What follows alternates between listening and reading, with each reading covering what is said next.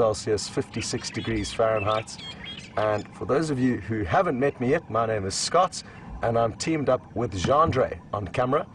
This is a live safari, and during the live safari, you're going to get to meet another presenter, James, and he's teamed up with Brian on camera, and Tara and Nikki are in the final control room. As I said, it is a live safari if it's your first time joining, so it's important I let you know just a few easy ways to be able to communicate with us, send us questions, your thoughts, comments, and to do that you can hashtag Safari Live on Twitter or send an email through to questions@wildearth.tv. Now, I'm not going to stay out the vehicle much longer. I've already spent a bit of time on foot and haven't found any tracks like I've said. Linda, if you are watching, please could you try and tell us which direction the lions moved in. If they moved away from the camera over the dam wall, that's more in a northerly direction, whereas if they moved back towards the camera over the dam wall, that would be a southerly direction, and that's going to be pivotal in our search. So if you could send that through, that would be great. Like I said, you will be meeting James shortly at some point, and he is also in this general area. He's checking further to the east of where we are on Gallagher shortcut. So we're really focusing our attentions on trying to work out where exactly these lions have gone. I'm not too sure who they could be, possibly the Birmingham Coalition, who knows, maybe two of the Madimbas have come back to try and reclaim their territory.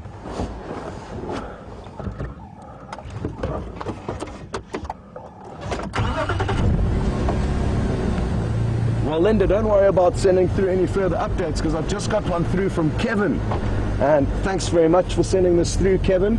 Apparently the lions have headed south over the dam wall, so that's some great information. So I'm going to turn around, and I must have actually missed their tracks as I have already driven that area, but it was dark when we headed out, or not nearly as light as it is now. And that, combined with the overcast weather, makes for very, very difficult tracking conditions. Now, not only did Kevin tell us which direction these lions have headed in, but he's also mentioned that they are two big males, big dark males. So it could be the Madimbas, or who knows, maybe some other male lions that we've never met before. And there's a strong chance that is the case because of the massive shift in territories and chaos that's unfolding amongst the lion community of the Northern Sabi Sands. And that can all be 5 young males that are coming through this area, trying to be dominant males. And often when these young males do come through, especially when they're in a big coalition, like 5 of them, like we're experiencing here, there can be a lot of rage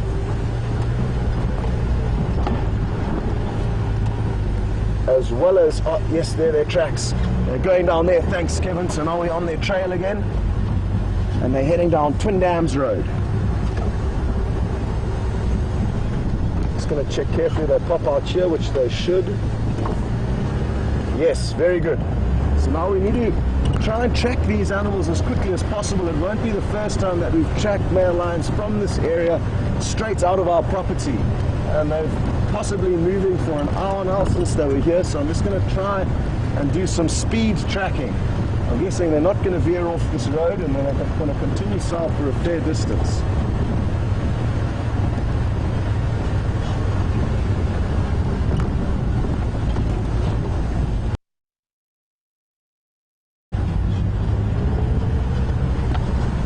And I must say big thanks to a lot more of you that have also sent through updates of these lions heading south, and maybe that's due to James's speech the other day, helping you to all understand which direction is which at the waterhole cameras, both here at Juma as well as the waterhole camera at Arathusa. So well done to everyone, and thank you again for your updates. Just going to get a hold of James quickly and let him know what's going on. James, his truck's heading south on Twin Dams Road from the dam.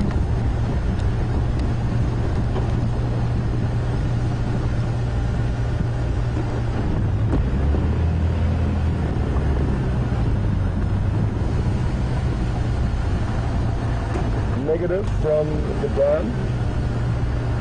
I think they're still continuing past Wildbird's nest. I'll confirm shortly.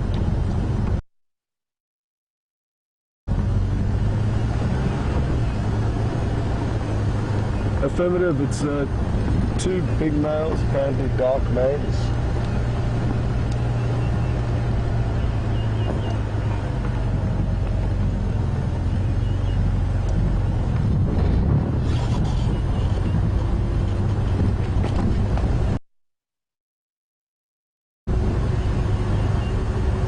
Yeah, that's perfect. Sorry everyone, just chatting with James and making plans as to which way he's going to approach this area, and I'm also very focused on trying to see any of these lions' tracks, which I actually can't see here. So they may have veered off this road.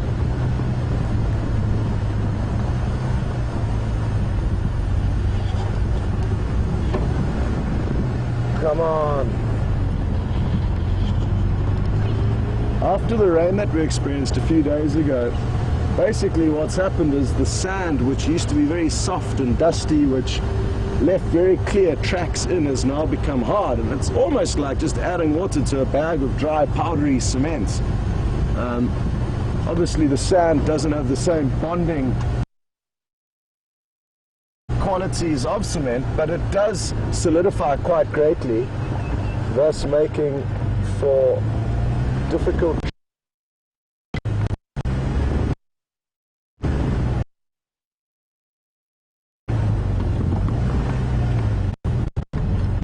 Okay, so I can't see any more tracks here, so they've either veered closer towards Central Road, which is in an easterly direction, or they've headed up towards the quarantine clearings, which is in a westerly direction. Or I'm just hoping I haven't been able to see their tracks on this tricky substrate. But two male lions have got very big paws, especially lions of this size, and the few that I saw indicated that they were in fact very large, so quite easy to see even on the hardest of substrates. I'm just going to get back onto the radio to let James know I've got no further tracks. James, I have got no further tracks on Tipton down south of WildEarth, so I'm not sure where they headed before they got to that junction, but they were definitely heading south between the dam and WildEarth. I'm going to just go up to Philemon's Dip, and where Ellie said that. Headed more west.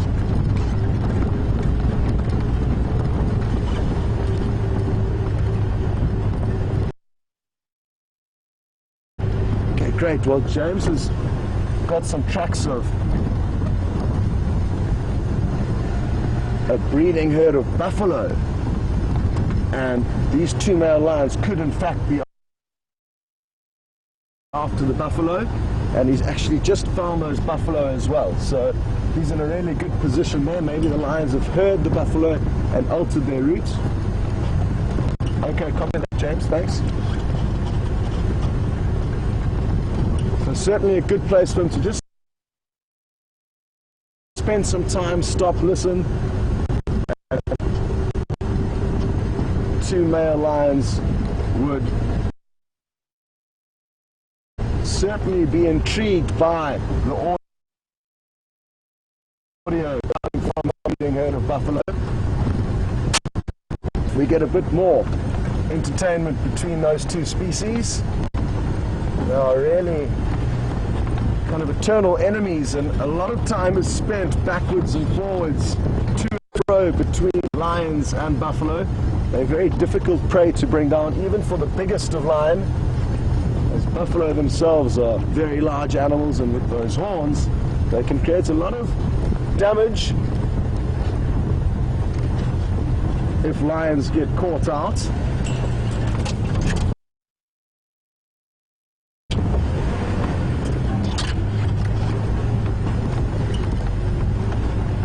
Interestingly enough, went on a night drive last night at probably around 9:30 or 10, just to check up on those three lionesses from the Nkuhuma Pride.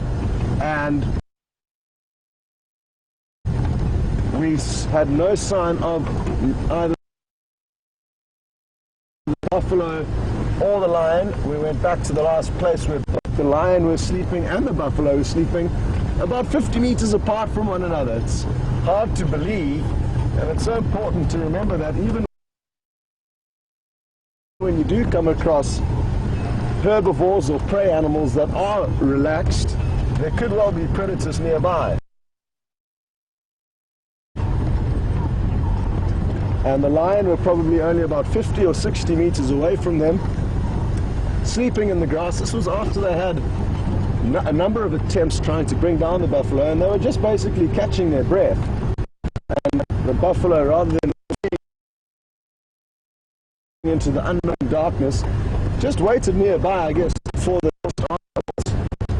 it happened sometime before 10 o'clock last night. The tracks of the buffalo appeared to head in a westerly direction towards Sibambili, so hopefully we'll get some updates from the Arathusa or Sibambili guides.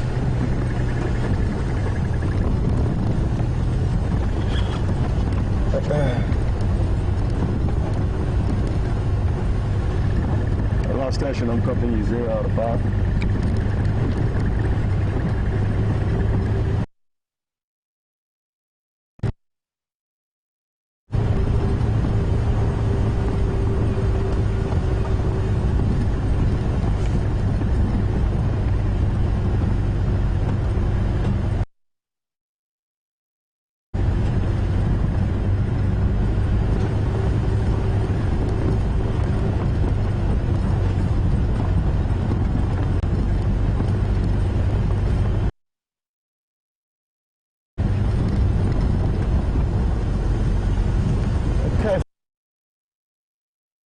Folks, well, we're going to continue trying our best to work out where these lines are, and hopefully we'll have an update for you shortly.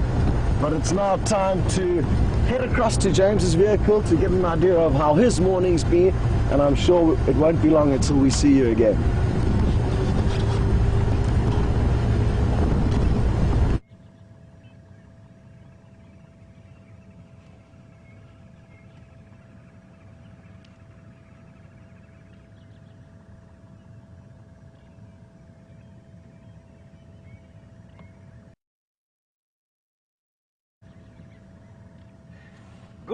Good morning everybody. I greet you from the wilds of the Kruger National Park, here the western end. Scott's told you exactly where we are. My name is James Hendry. On camera today we've got Brian, trussed up like a man about to exert himself on a polar expedition. It's not in fact that cold, so quite why he's so warm I'm not sure. But what I have to show you is something that is also, I'm going to test its warmth, and that is this pile of dung at my feet. Over here, a breeding herd of buffalo, which was seen at the Gowrie Dam last night, and thank you all for your updates on that, went north across this boundary. Sometime during the course of last night, the heat of this steaming pile of defecation will tell me exactly when that was.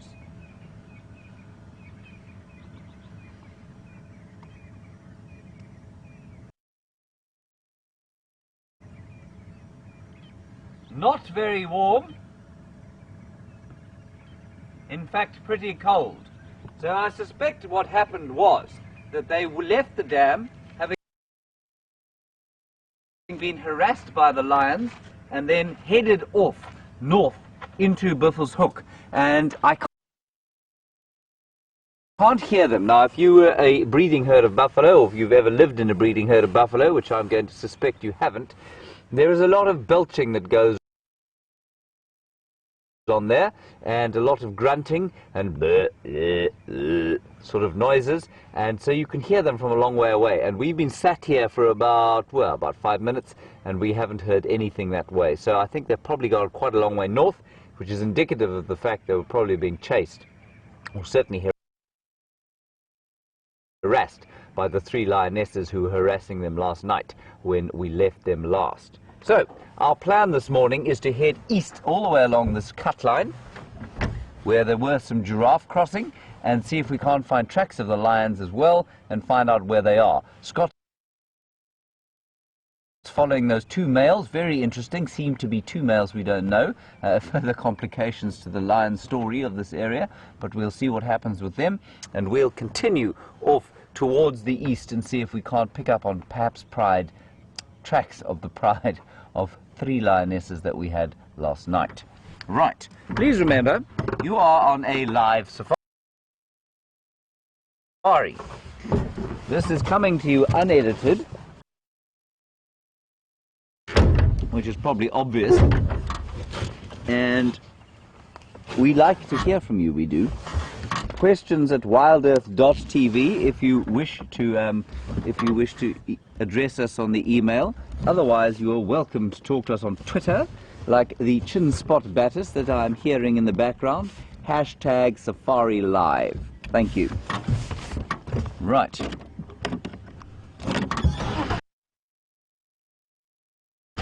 And so, Linda, thank you to you. I think it was you who told us that the buffalo were there at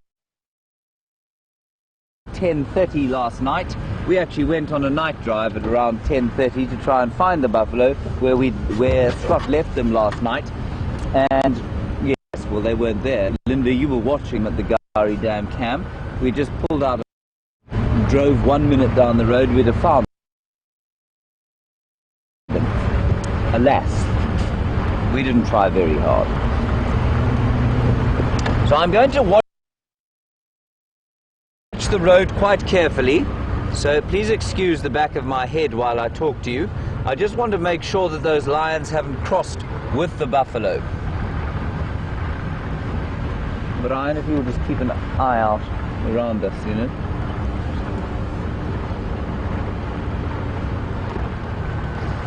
So it's quite often that you will find lions following buffalo.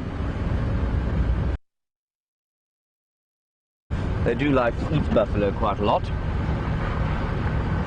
Now, you will lose our signal briefly as we go through this dip, so please do not panic. Remain calm, take a deep breath, and we'll see you the other side.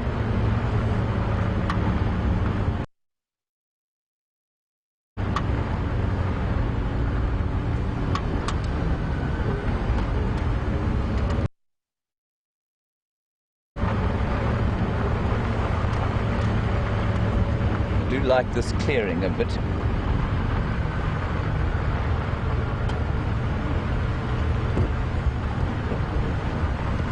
See, no lion tracks as yet.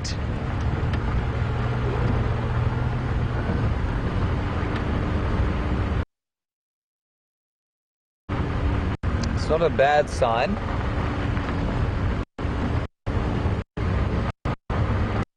Want them to remain on Juma.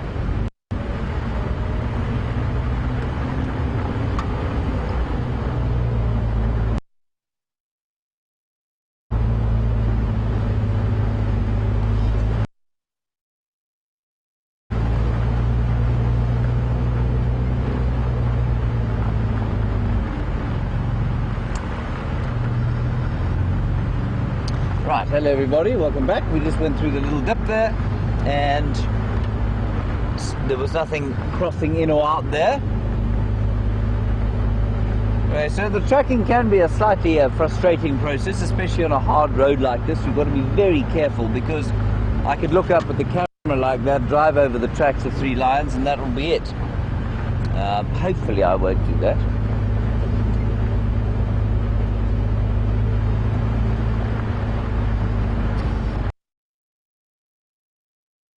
It's a sort of warmish, well no, it's not warmish, it's pretty chilly morning, probably about 14 degrees I'm guessing, or 63 in Fahrenheit.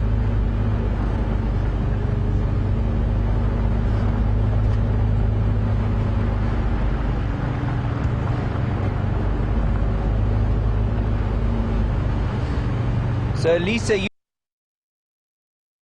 You make the very good point that the males that were seen at the dam went in the opposite direction from the stampeding buffalo. Yes, thank you, Lisa. And so that's where Scott is. As far as I understood it, those buffalo were being harassed by 3 female lions, and that's what those are the tracks that I'm trying to find now. 3 of the Nkuhuma lionesses. Now, for those of you who perhaps don't know, Junior, erstwhile young male of the Nkuhumas, was found on Simbambili yesterday evening eating a buffalo, which apparently he killed himself, which I think is quite impressive. He was also there with a sub-adult who until recently was presumed dead, presumed dead. She is alive, but apparently she was avoiding Junior quite carefully, and then with one of the other adult lionesses as well. So the Nkuhuma pride is back to 5. We won't consider, well, I suppose he could be considered part of the pride because he hasn't left yet, but so 5 females and Junior so far.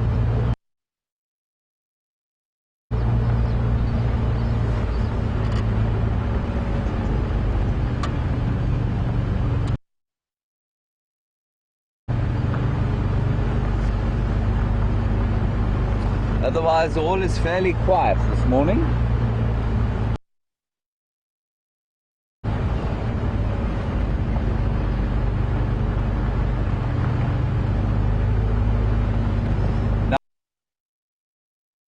Now, it's quite possible, of course, and I'm just getting an update in my ear as we speak from Scott, that it's quite possible that the females would have gone south, just like the males did, but that the males went south because they were following the females. So, who knows?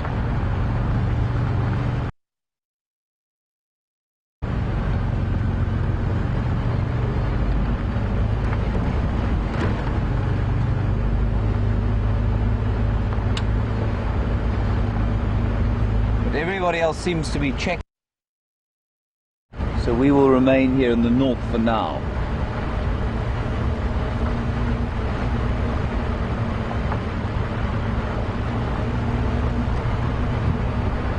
There are 2 males apparently from the south near Mala Mala and Londolozi called the Machapili males, 5 or 6 years old, 2 of them together, maybe 2 we saw on the dam wall. I'd be very interested to know from all of you who were watching last night whether you have any identifying marks, or if you think they were perhaps just 2 members of the Birmingham coalition, or maybe the Matimbas are back. Which 2 males do you think they were?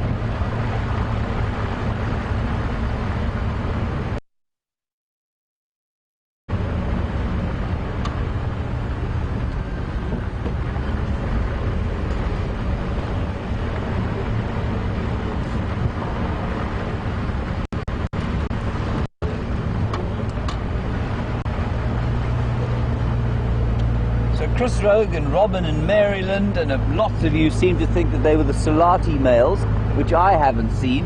Yeah, I don't know. I couldn't begin to tell you, but I do know that they have been around Simbambili. So perhaps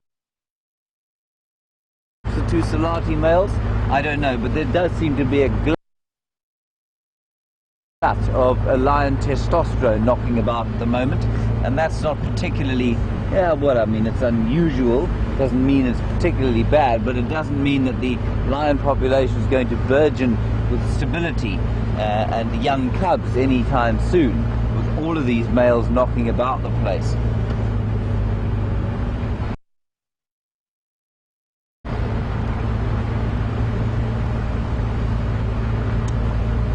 It is very interesting that so many of them have managed to survive to the age that they have.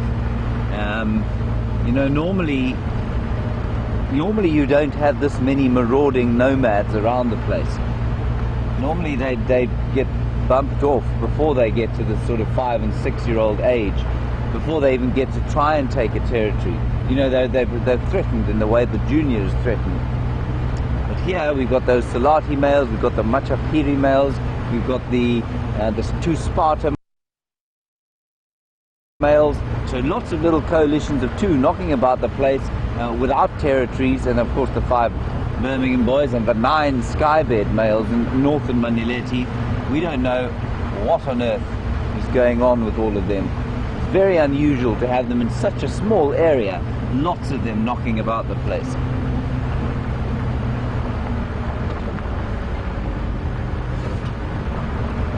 Oh, beautiful impalas. We'll just stop here and have a listen and look at these impalas frolicking about in the beautiful dawn light. Well, not very beautiful dawn light, actually, fairly good.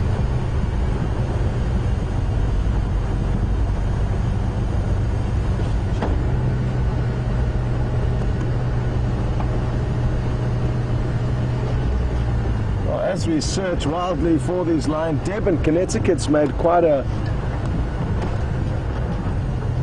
good suggestion in terms of where she thinks these lion could be, and this is the 2 males that were seen at the Juma waterhole not so long ago, and she thinks they could be somewhere down in the Mulwati, which is the riverbed or drainage line that flows from the dam south through our property. I did have some of their tracks on the road itself just west of the Mulwati, Deb. And that's not to say that they didn't duck down into there, and it may be a good place for us to go and check after this. It's just a tricky area to negotiate, especially in the vehicles. If we could take you all along on foot with us, that's what we'd be doing. We'd be walking on the tracks, and that's something that will hopefully be up and running shortly with the walking backpack as we slowly fine-tune the tech issues we are having with that.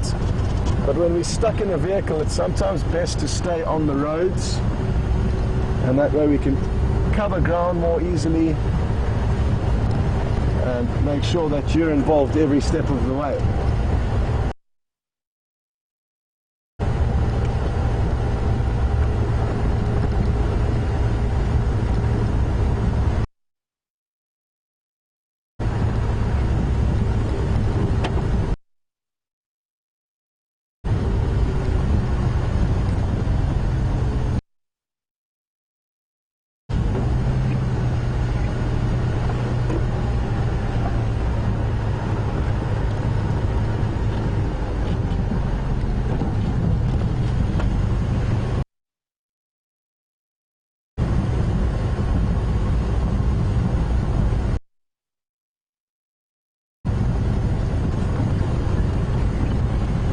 Rudy and Rena are interested to know where these 2 males, the Selati males, I think I was saying the Styx males earlier, so apologies, it's just the excitement that has caused me to mention the wrong name. But there are quite a few different coalitions of males within the Sabi Sand, a lot of which we don't see. The 4 Ways males, the Majingalan males, the Machapiri males, now these 2 Selati males. And Rudy and Rena, sadly, I'm not too sure exactly where the Selati males are from, but what I'm guessing is that they're from the south of the Sabi Sands. There's a railway line called the Selati Railway Line, which used to run from Johannesburg, the main economic hub of South Africa, all the way to Mozambique. It was a major trade route or transport route from a port in Mozambique to Johannesburg, and that's south of us, so they could have got their name because they spend a lot of time in that southern part of the Sabi Sands where the Selati Railway runs.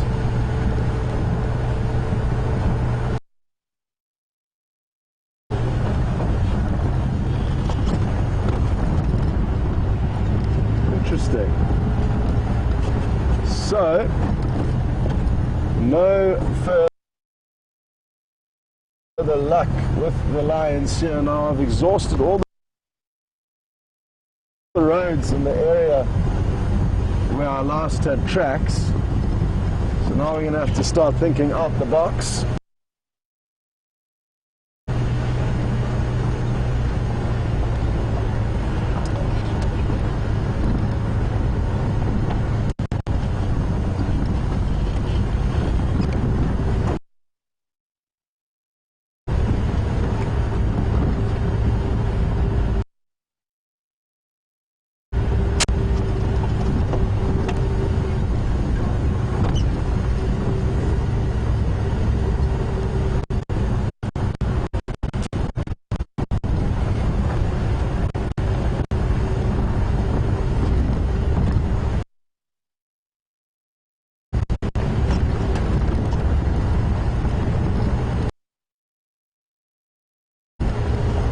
Due to the radio issues we're having, some of the questions that you're sending through I may not be getting as clearly as I should be, but I just got a few words out of the questions sent through from Arcadia, and I think basically what you're getting at is that are the Madiba males, the two males who used to be dominant in this area, now causing chaos in the area that they've been moved to because they are displaced? And yes, there certainly will be a lot of ripple effect. It's not just the Birmingham coalition that are going to be having an effect on the immediate surroundings, but the backlash of the coalitions that displace, in this case the two Madiba males. Those two Madiba males will create some kind of unrest or change in the area that they move into as they try and establish a new territory. Now, what very well may happen is that they simply move into a smaller territory and they accept that they are now going to not be as dominant and successful as they were in the past, and they may actually just start kind of flying below the radar. And it doesn't sound like they are causing too much trouble to the south of where we are now on Londolozi. They're in kind of a little bit of a gap where there doesn't seem to be too many male lines moving up the moment. Well, we have found other animals, not the lions, but wonderful animals that we don't get to spend time with very often. And Craig's also here, so I'm probably just going to have a quick chat with him while you look at them. Morning, Craig. Morning, everyone. Morning, I'm in the bush. Okay. See the tracks coming down. Yeah. Did you come down previously? I've checked everywhere, Gari, Main, Shabam. The only road I haven't checked is Treehouse Road, south of this drainage here, to Shabam. So that might be worth checking, because I've done everything else, Savage's track, all the way around. Where the tracks, if they cross onto here, or...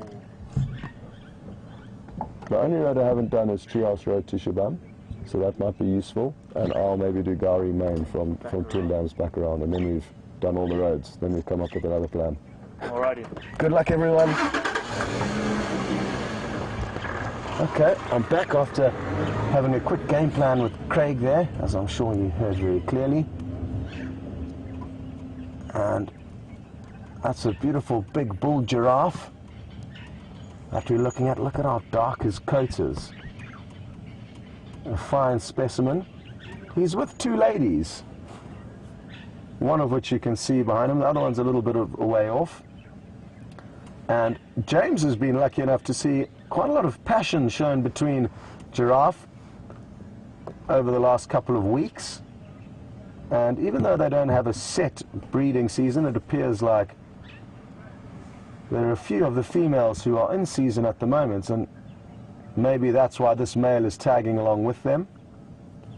Usually though, the males will be very intent on following the females, but now it just seems like the fresh green shoots are the main focus of all their attention. And it must be so wonderful being a herbivore after having about 6 months of dry and tough conditions with very little food, and the food that they did have probably wasn't the most tasty. Whereas now, after just a short amount of rain, there's an abundance of food for them to feed on, a lot of which are just tiny, tiny green shoots that we can hardly even see the giraffe nibbling off the branches, but it will be a very welcome change. You can see two small bumps below the two more prominent horns or ossicones, and that's not uncommon in big bull giraffes.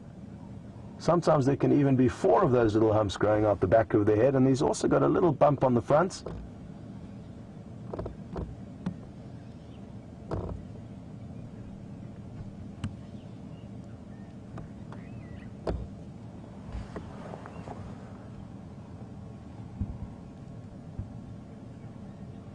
And it's quite nice to know that these giraffe are completely relaxed in this area because they are such tall animals. They can be hugely useful in spotting predators like lion and leopard.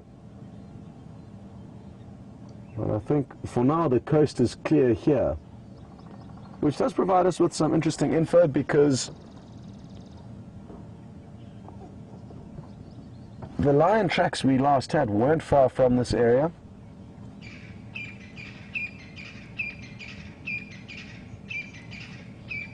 So maybe the lions, at least the ones whose tracks we were following down into this area, moved here a little bit later on into the evening or earlier on last night.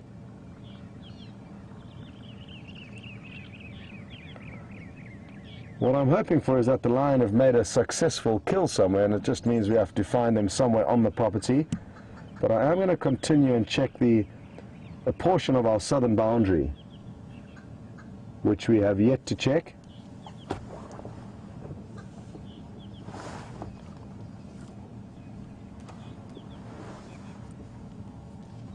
But only after this. Look at what a great shot this is. They're such awesome animals. And like I say, we don't see them as often as we'd like to, but that's probably going to change now going into the summer months. I'm already noticing a lot more zebra around, and we can also expect an influx of wildebeest, at least if last year is anything to go by. And even though there are no massive migrations within the Kruger National Park, there's a lot of small seasonal movements between the herbivores. So nothing quite like the hundreds of thousands of wildebeest and zebra that migrate through Tanzania and Kenya and the Serengeti and Masai Mara. But we've got our own little mini versions thereof.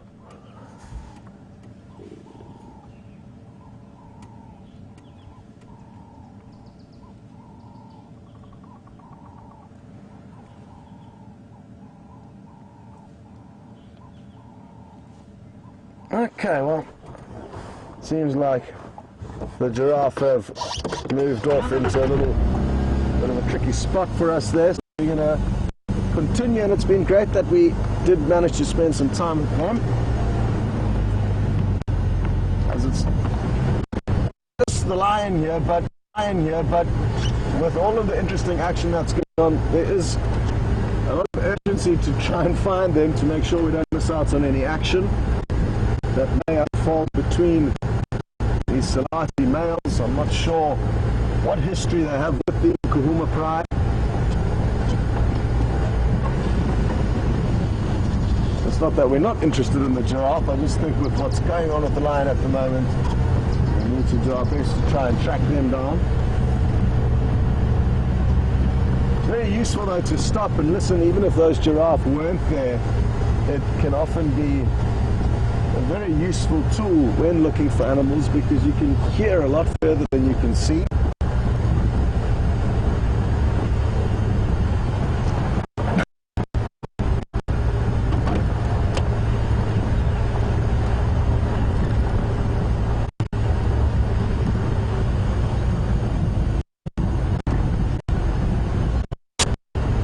Craig has driven this road and didn't see. He, just like us, does not have a tracker on the hood of his vehicle, and it's not an easy business tracking from the driver's seat, so it won't hurt for us to double check carefully here.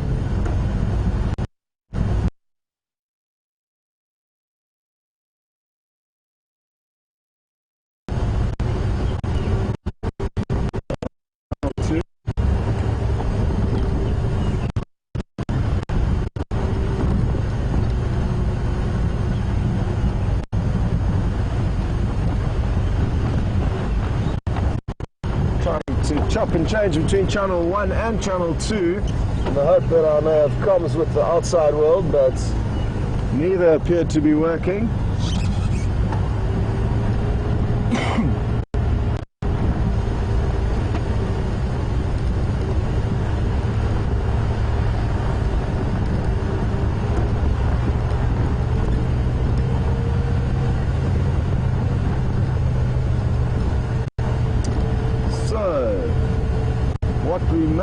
to do next is drive in the Mulwati riverbed. That's something we haven't done yet.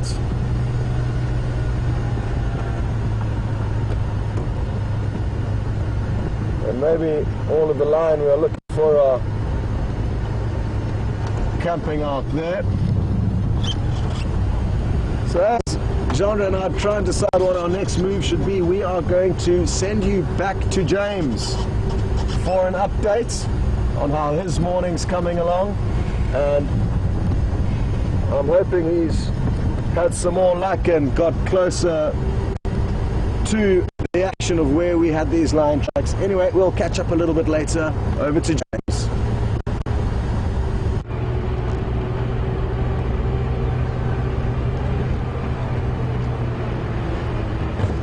Hello everybody, welcome back to Jigger. We have not found anything in the way of lions, but just up ahead there is something substantially larger. A beautiful herd of elephants coming this way. So we're going to stand by here at this junction and let them confidingly wander past us. With any luck, there are more in here. In fact, there's a great bevy of elephants all over.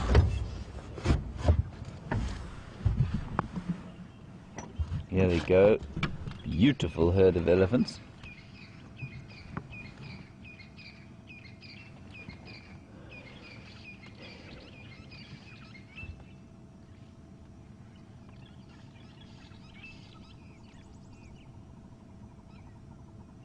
Now, I believe that today there is a solar eclipse, a partial one. 79% of the sun will be covered by the moon's shadow. You can all sing the song to yourselves quietly while we look at the elephants. And visible in South Africa, Mozambique, Zambia, and presumably therefore Zimbabwe as well. So if you happen to be in any of those places and not under a 4-kilometer thick pile of cloud like we are, you may be able to view it. Apparently it's in progress as we speak. Brandy and Raja, thank you very much for that update. You can hear the drongos calling. It'd be very nice to see that solar eclipse, and with this camera I bet we'd probably be able to look at it too. Alas. That lovely sound of the drongos calling.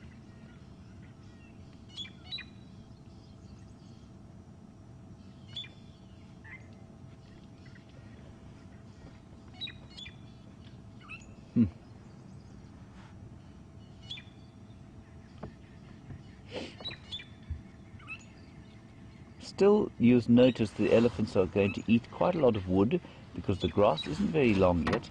But they will start moving more and more onto eating grass because they can eat grass now, with it becoming greener, and that's what they'd prefer to eat.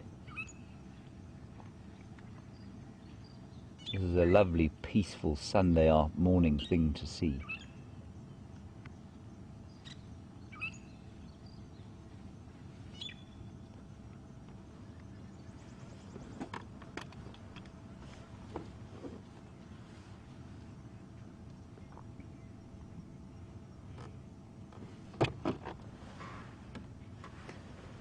Now, I've spoken quite extensively about the bank of cloud that's above us and the temperature and the general weather conditions.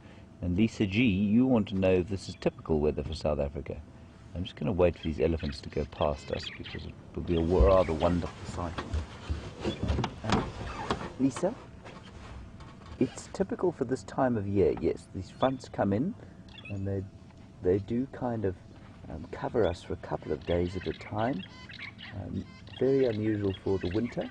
You won't find this sort of thing in the winter at all. But in the spring and into October, this kind of frontal weather is not unusual, and then normally it's just short storms. Beautiful big cow in front of us now. She's just watching us quite carefully. You can see her eye. Something is bugging her eye. And those two that were in front of that big cow there is a fully grown adult. She's probably at least 30 or 40 years old. She's in the prime of her life. She's showing little signs of nutritional stress from the winter, but otherwise she's in pretty good nick. Those other two were probably, I'd say probably between the little one 8 and the bigger one probably around 12, maybe a little bit younger, maybe 10. And she's just watching us quite carefully. I'm just going to quickly talk to Scott on the radio. We're going to watch her quite carefully. You can see she is watching us very carefully. And Liz in Wisconsin, you can see very clearly that she is nursing, she is lactating. And if you can zoom in on the... She's now turned herself from us. Go ahead, Scott.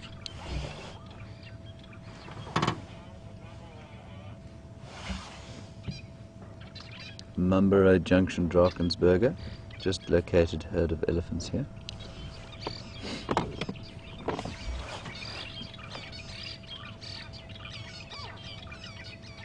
Beautiful.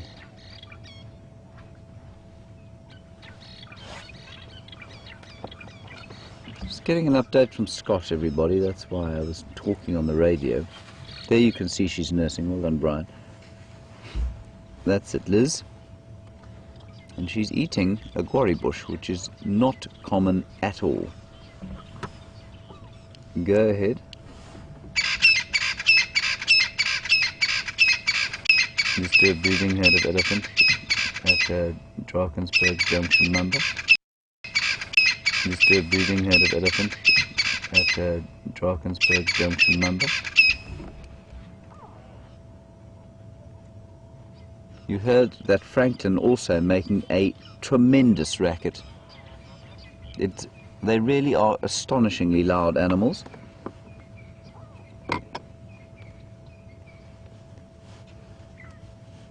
And you can see the cow behind, the big cow there is watching us carefully. She's not feeding particularly enthusiastically. That may well have something to do with the fact that she's eating guarri, which isn't very delicious food for them, but also because she's watching us quite carefully.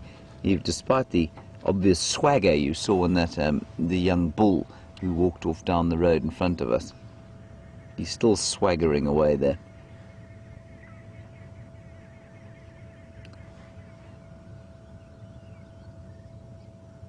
So he's probably about 12, I'd say. Just a pre-teen about to go into his teenage years.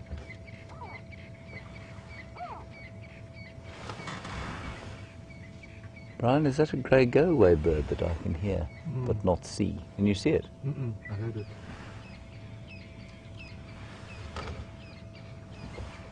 I wonder where it is. Just going to roll forward, Brian.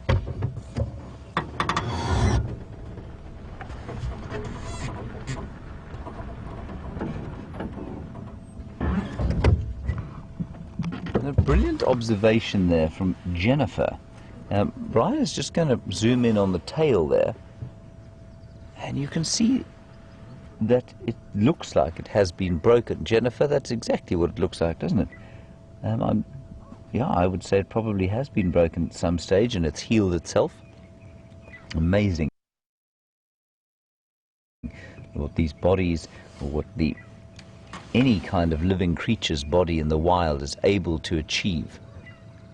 Now, I'm fascinated that she's eating this tree. Throughout the winter, this was one of the only green bits of vegetation that there was, and very few animals will touch guarri bushes, and this elephant is now eating it. Now, there's quite a lot of thought, not a huge amount of scientific evidence, but certainly a lot of theory and chat that perhaps elephants are able to medicate themselves through the use of different kinds of plants. Now, the tannin levels in something like a guarri bush are very high. Maybe she's got something of an upset stomach, and so she's rather like you and I, who might drink black tea when we want to stop up the gut sometimes. Maybe that's what she's doing. It's very interesting. But no, none of the other elephants around here are eating that bush.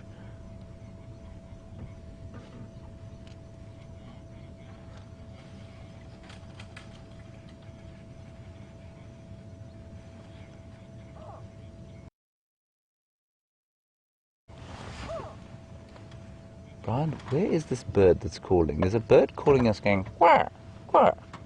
And it sounds like a grey go-away bird, but I can't see it. As soon as I do see it, I will tell you. I think I can see it. Oh, you can see it. Okay. I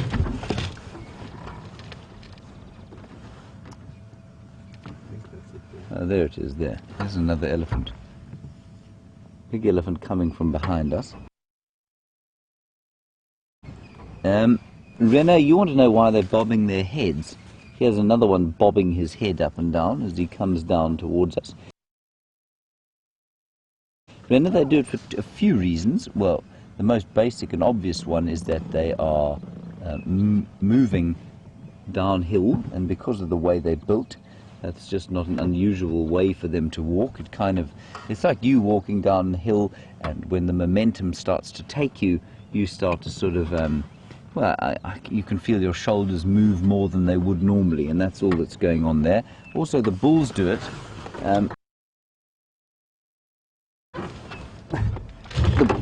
The bull elephants do it when they are in must, or when they just kind of sort of show off, or when they're feeling a bit exuberant. They walk around and they bob their heads up and down. And if they're in must, and they're big bulls, and they're walking down the road like that, it's called a must swagger. And that's something that you've got to watch out for and try and be very careful of not getting in their way. It's kind of an indication of them saying, I'm the big deal around here, stay out of my way, or you shall find yourself in trouble. She's making short work of that quarry bush.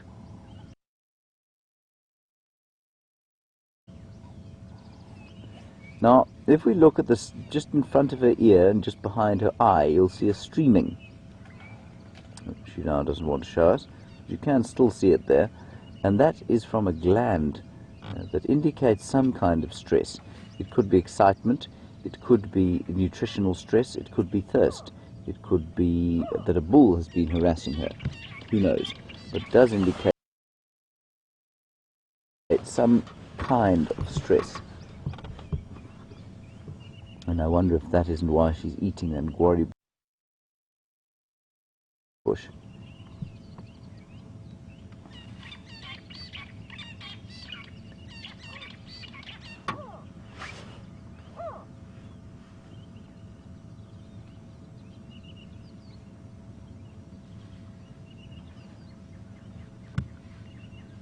The tail's definitely been broken. That was very well spotted. Well done, Jennifer.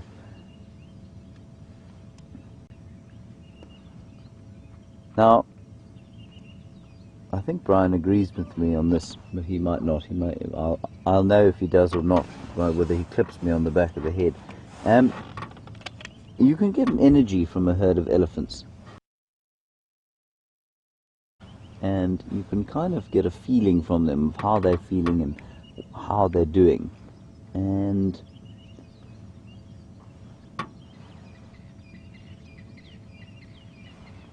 I've got a feeling of kind of well, let me ask Brian first. Brian, what's your feeling in one word?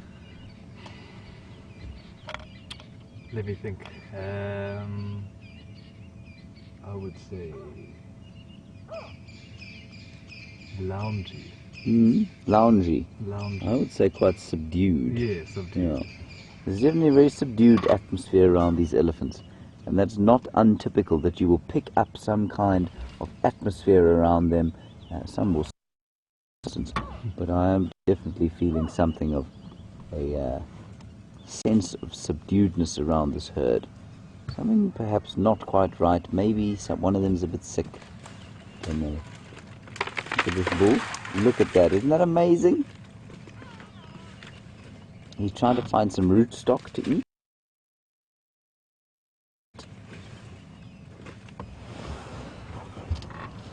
Anna Marie, thank you for your comment about the greenness and how you're amazed that after just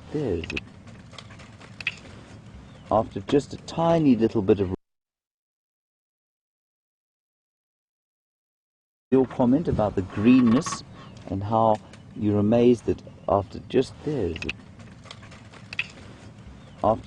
tiny little bit of rain, everything does seem to flush. Now Brian's just also going to that bird that was calling quietly in the background. More, more, more. And I think he's probably been building a nest, you know, in that knobthorn tree. That is hopefully she's come out of the nest hoping against hope that her tree is not going to be pushed over by the elephant standing right underneath it. Beautiful bird. The grey go-away bird eating buds.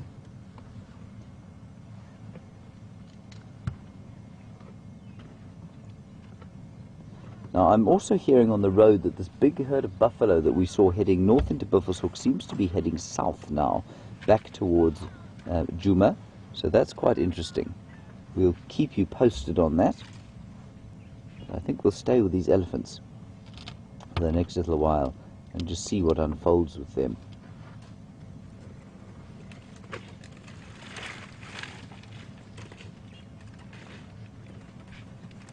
Look how amazingly dexterous they are, moving trees and then picking up the smallest kind of leaf if they want to.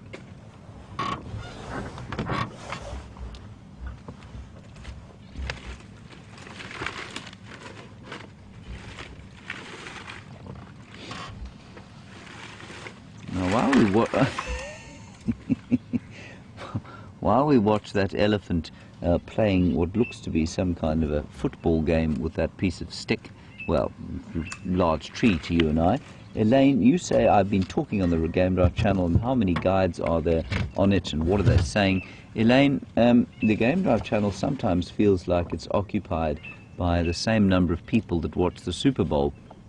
It can be very noisy, but at the moment there's only one other guide out on Djuma, but we are connected to the Buffelshoek channel, which is to the north of us, and to Cheetah Plains to the south of us, and to Torchwood to the east of us.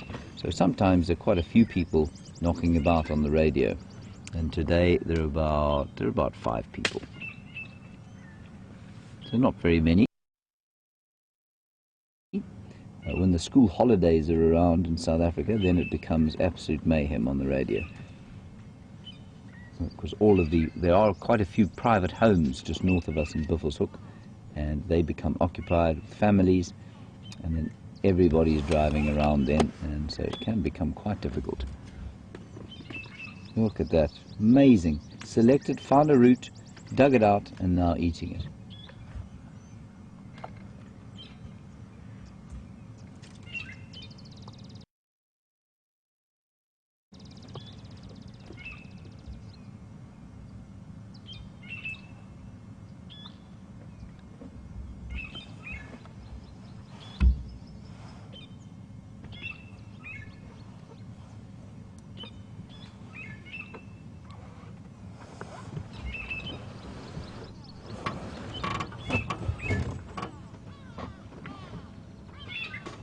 So, a couple of comments about the elephants and a few questions. We're looking at, of course, some grey skin there, and pachyderm, as far as I'm aware, means wrinkly skin. Perhaps you could check that up for me, everybody. Pachyderm. And Marianne, you say in Boston that elephants have skin that is 1 inch thick. I'd say the skin is probably 1 inch thick. I have seen it actually in cross section. It's about 1 inch thick, and I think you'll find that's probably one of the reasons they're not harassed by ticks as much as a lot of other animals are. So yes, quite thick.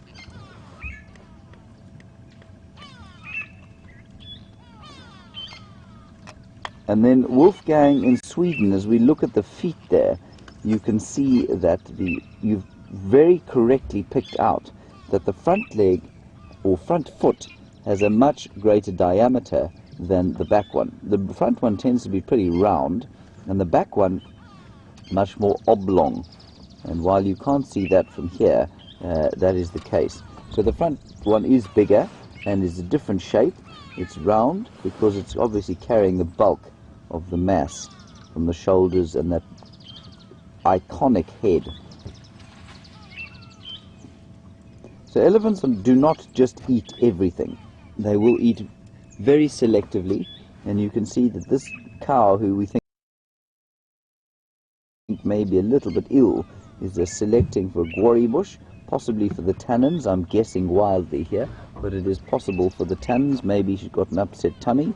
And the other one that we saw kicking about the knobthorn tree was looking for rootstock. And then the rootstock, of course, Brian, is that a nyala on the road in front of us? I think so.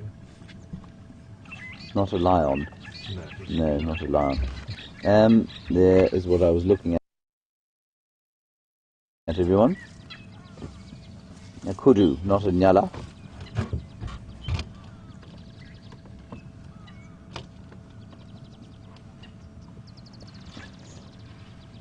And then worrying about what she's eating and how it affects the milk production and her lactation. And this is a very good question from Mary Ann. Or Jerry, sorry. Oh, very cross. That's a young bull there.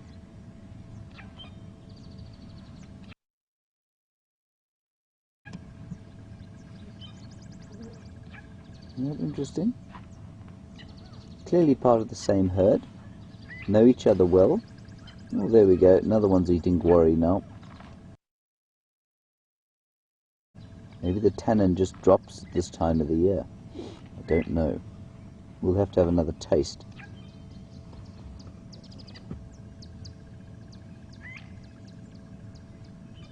So just a worry that maybe the eating of a tannin-rich food might affect the lactation and the quality of the milk for the babies. No, you know, I think these elephants are so aware of what they're eating. That definitely won't adversely affect the milk that she produces for her youngsters. I know with my sister-in-law, who's recently had 2 little boys, she's been extremely careful of what she eats and drinks, of course, because of lactation. And I think the elephants by default are going to be careful about what they eat.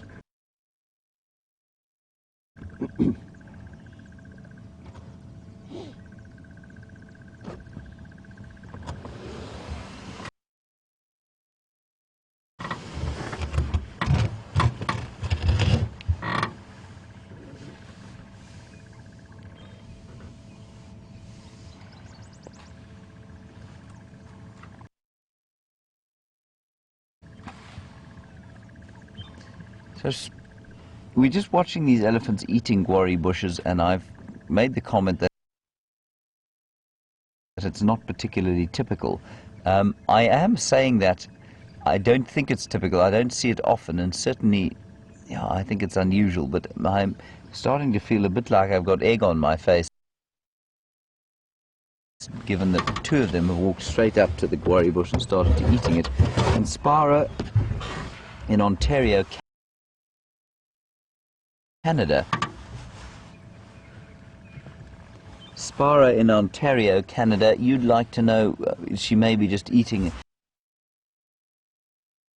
a lot of it because she needs the nutrition to feed her baby. Yeah, absolutely, Spara. She definitely has to eat more because she's lactating, and she will eat whatever plants will give her the most nutrition.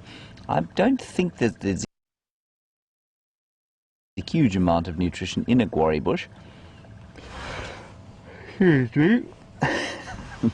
Oh, Sunday morning. And the the guarri bush is, I mean, it's known, it's really known not to be a sort of meal of choice for the browsers, and because of that the cats often will mark their territories on guarri bushes. Come on, Brian, it's been a long week, eh?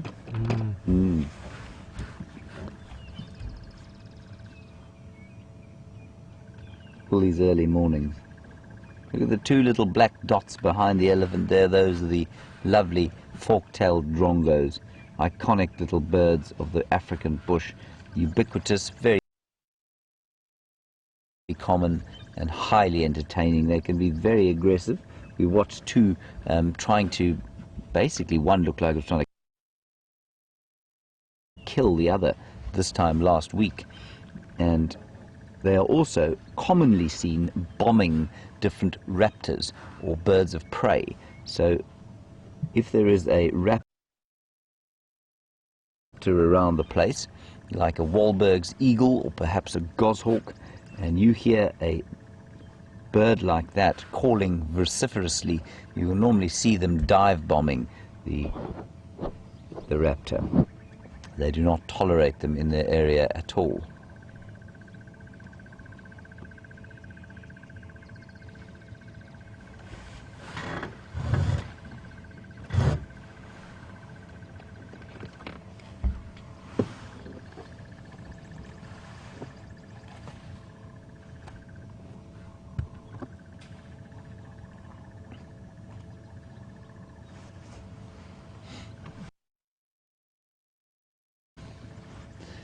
So we're just continuing. Lots of chatter about the nursing and the suckling that she's clearly engaging in, this lactating cow, who's now at the back of this little group of two. And Linda and Lisa, you'd like to know basically how long will she be nursing for, and will she be nursing that 8-year-old? She definitely will not be nursing the 8-year-old. They will nurse for up to, I think they've at the absolute maximum of 4 years, but normally sort of they'll be weaned off by 2 or 3. But they'll start eating vegetation within their first years.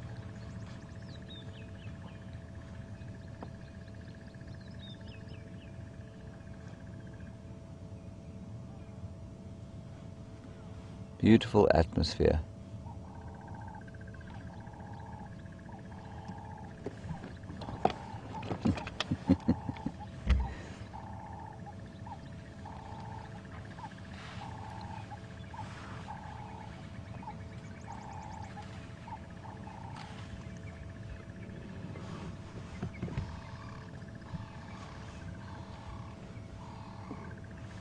So it has been a very peaceful time here with the elephants.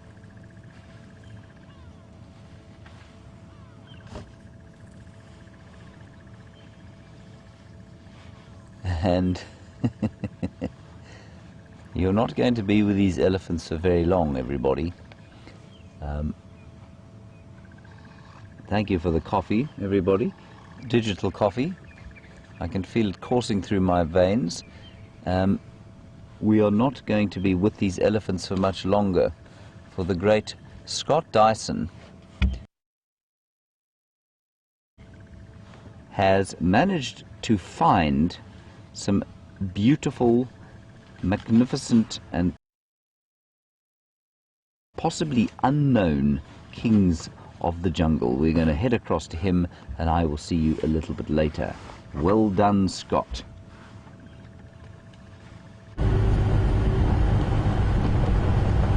Welcome back, everyone, and we've just had a brief glimpse of 2 big male lions, one of which is off to our right, and I think they're quite nervous. Have you got them there, Jean-Jay? So I'm just going to talk quietly and give these lions some space, because we don't know who they are, and judging by this one's behavior, he could charge the vehicle at any stage. He doesn't seem very happy with us. And interestingly, one of the other males, so there's 2 very large males, the other one's back right leg is very badly wounded, and it's hopping on 3 legs, really putting no pressure on its back right leg.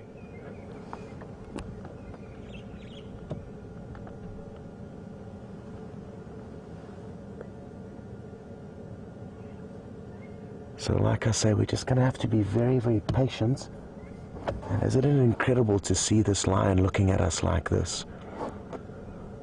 If I saw his tail flicking from side to side, I would probably retreat further from where we are, as that would be a further sign that he's uncomfortable with our presence.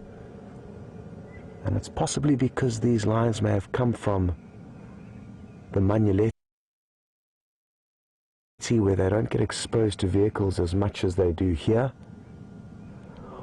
Or it could simply be because they're really worked up, and who knows, maybe they received that injury in a fight very recently.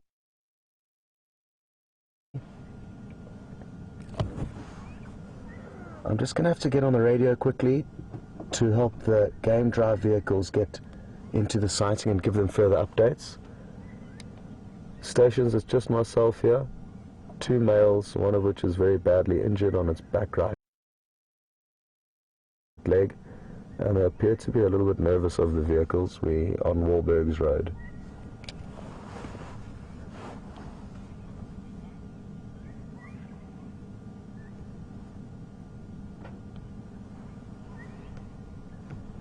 I'm not sure where the wounded one is. I think it could be lying up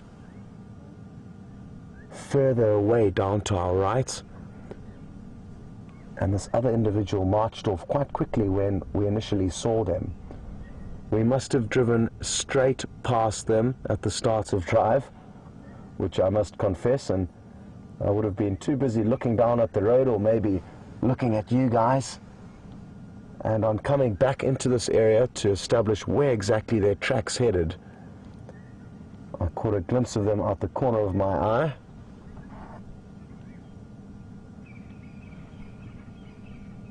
What a scary sight that is. Ooh.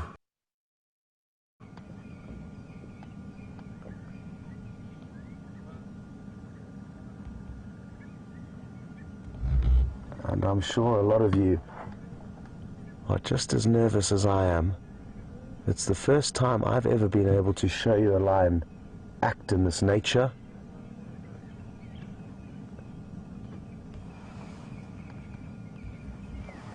But I'm sure after a little bit of time spent here, they will relax with our vehicles. Our vehicle is also a slightly different shape to the other game viewing vehicles, and the cameraman and the camera are a very different shape or silhouette for the lions to be used to, so that could be contributing to their nervousness, but I'm not sure. Either way, it's fascinating behavior to see.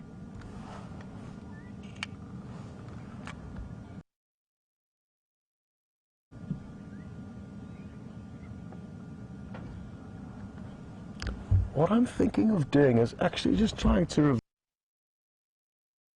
reverse ever so slightly. Doesn't look like this individual's going anywhere, and that way we might be able to get you a glimpse of the other male. So let's go back a bit and see if we can't find anything else.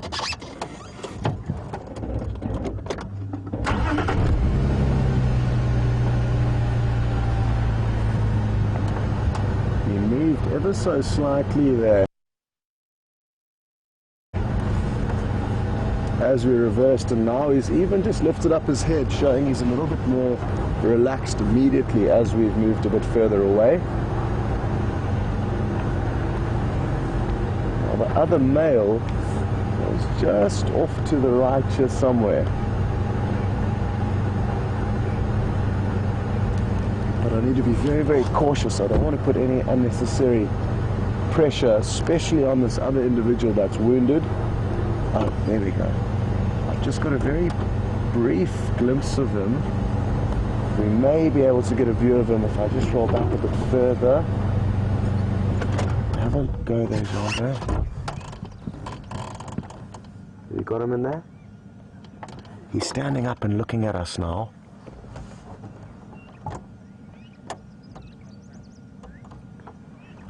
And also, just their body language that they're displaying to us is one That indicates that they are not entirely happy with these vehicles. Another beautiful big male lion though. Sadly, this is the one that's very badly wounded. And I'm very happy I didn't bump into these guys on foot.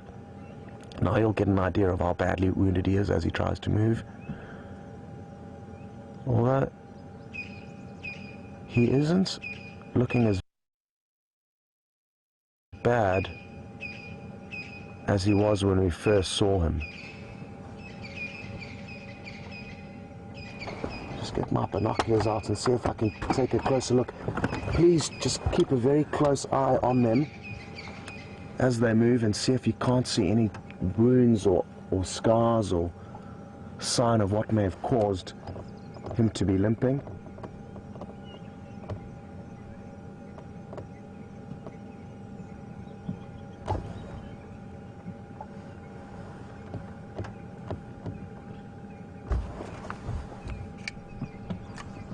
I'm hoping he is going to continue up towards the other male. There we go. Oh, he is absolutely beautiful.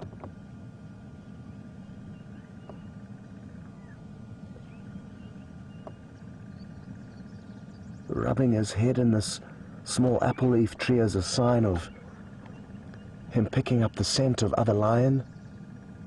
And he may well scent mark as he passes by this bush. Here he goes. There we go.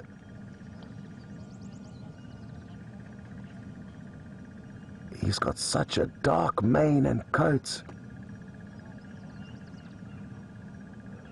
His body doesn't look to be in the best condition though. He's a little bit thin, but he's got a remarkable mane. And this looks to me like it could possibly be one of the Selati males. If any of you do know or have any guesses as who you think it could be, please send through your thoughts and supporting evidence thereof.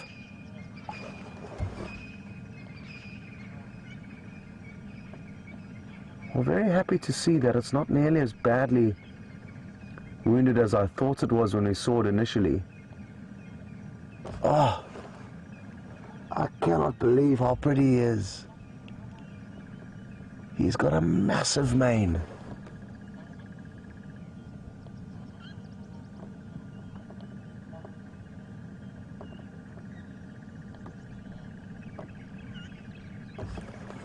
And I'm guessing what may have caught me off guard is that they were possibly lying down for quite some time before we found them. And when we found them, they were lying down, but when animals get up after having been stationary for quite some time, they can often have a dead leg, where a leg has just gone numb. Looks like more scent marking, so the Birmingham boys have got some news coming their way. It's not just the Matimbas they have to worry about, it's these two males as well.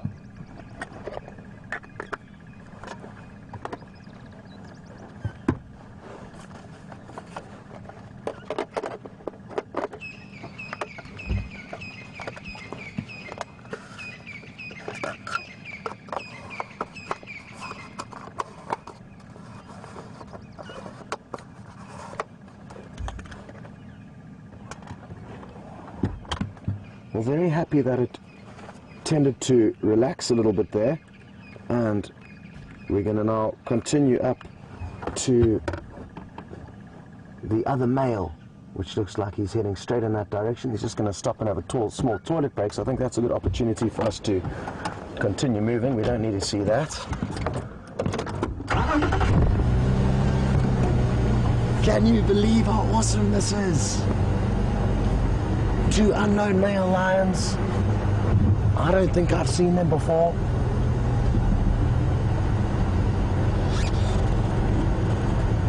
I'm very happy, like I say, to see that it's relaxed with the vehicle a little bit. I'm So we're going to watch its movements very carefully, as that could change.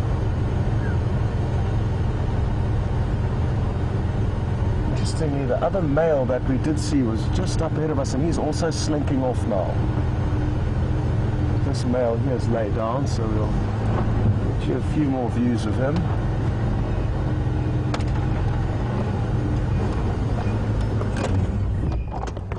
But their behavior certainly isn't like what we are used to with lion. Even now, the way he's really flattened himself in the grass is a sign that we need to give these lions a little bit more space than we used to.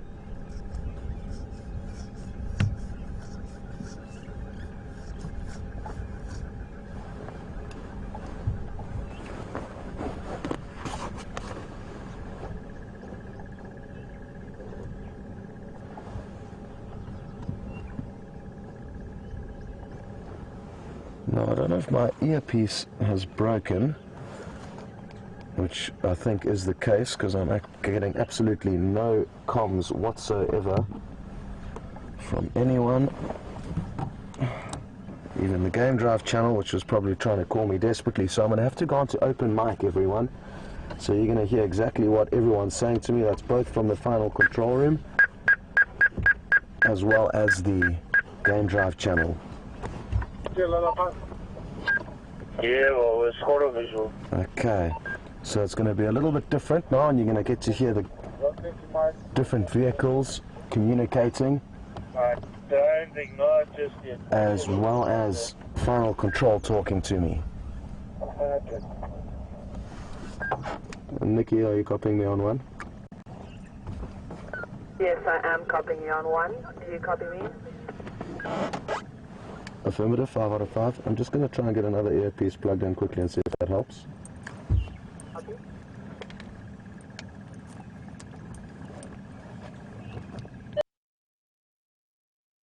From there's one that's mobile slowly north, just to your left, and then one Lalapansia, but they are quite nervous.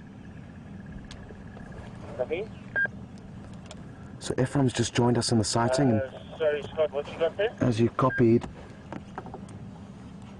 I did mention that they're a little bit nervous, and he must therefore act accordingly.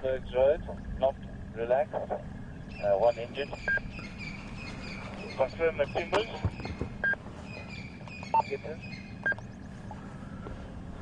Okay, so nearly got my new earpiece plugged in. Let's see if that changes things. No, so it's obviously another problem elsewhere. So we're just going to be on open mic, which is fine. It's something a little bit different for all of you to experience. Questions?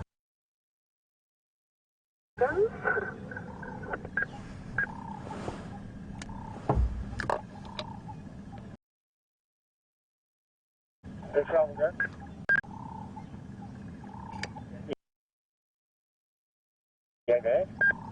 Dara has suggested any chance to show more Matimbas. Which one is that?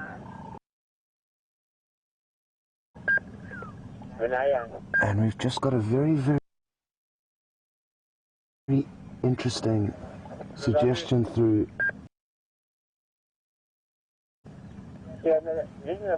and that's asking whether this is possibly two older members of the Matimba Coalition, and it could certainly be. Stations I'd like to fall into the lineup for... I'm not entirely sure though, and it certainly is a great suggestion. The Matimba males used to be either 5 or 6 when they initially came into this area, and then 2 males stayed where we are now, which are Hairy Belly and Ginger, as they've been named. And then another 2 have been seen further north of us in the Manyaleti. And it does sound like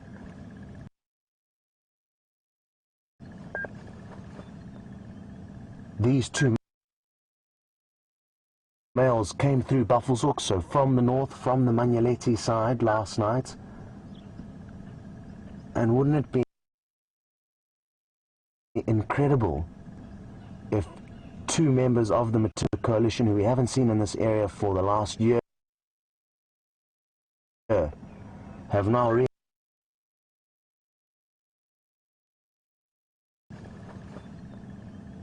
These two males came through Buffelshoek, so from the north, from the Selati side last night.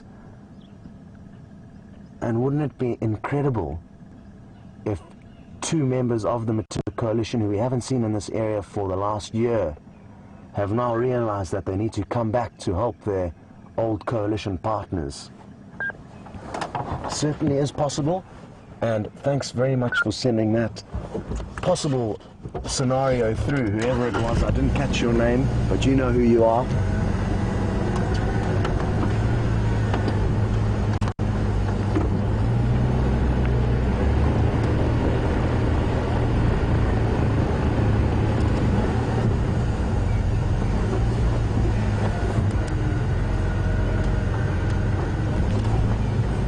I can't see very clearly, but I think they could both be lying up next to one another now.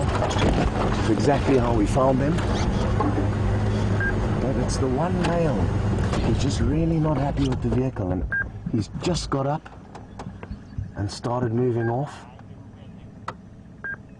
Either that or something else is going on that we're unaware of, but there you can see the second male, who was the first one we actually saw, who looked terrifying as he lay flat in the grass staring straight at us.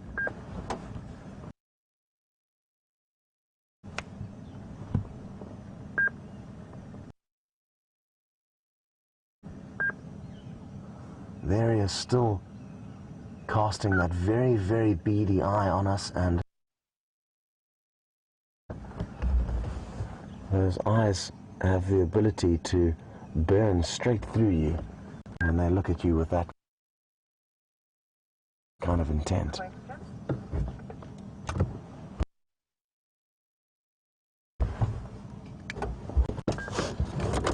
Just going to move forward a little bit more.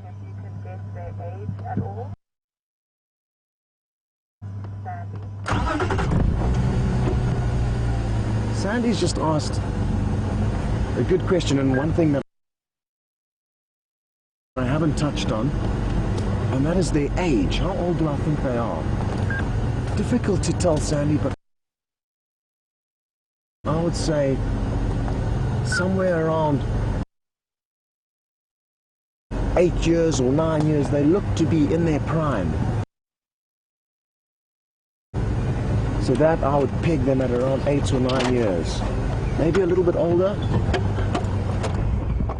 but certainly not nearly as young as the Birmingham males.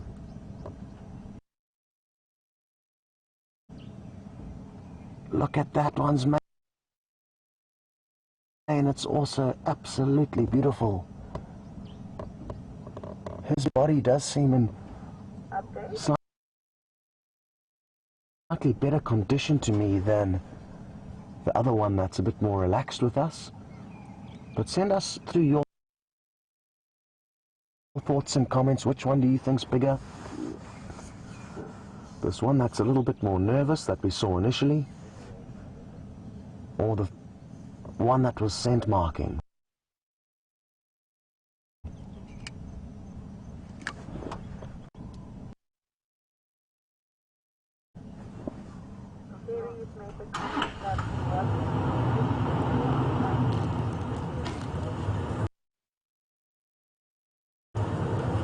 And thanks very much, Sherry, for your updates, mentioning that the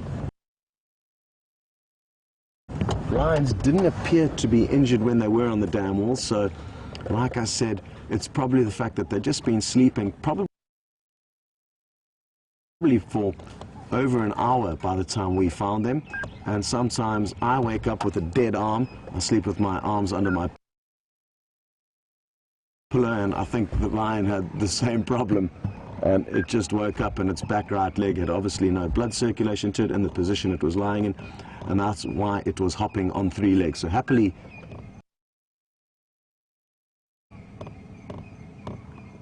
to be able to confirm that were actually seen with no limps on the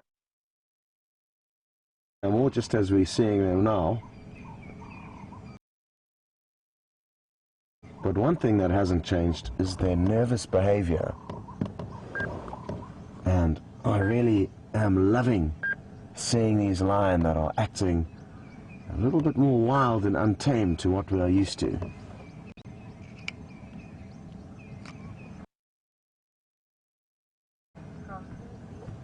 What is the game plan if the lions charge and jump on the vehicle? Train from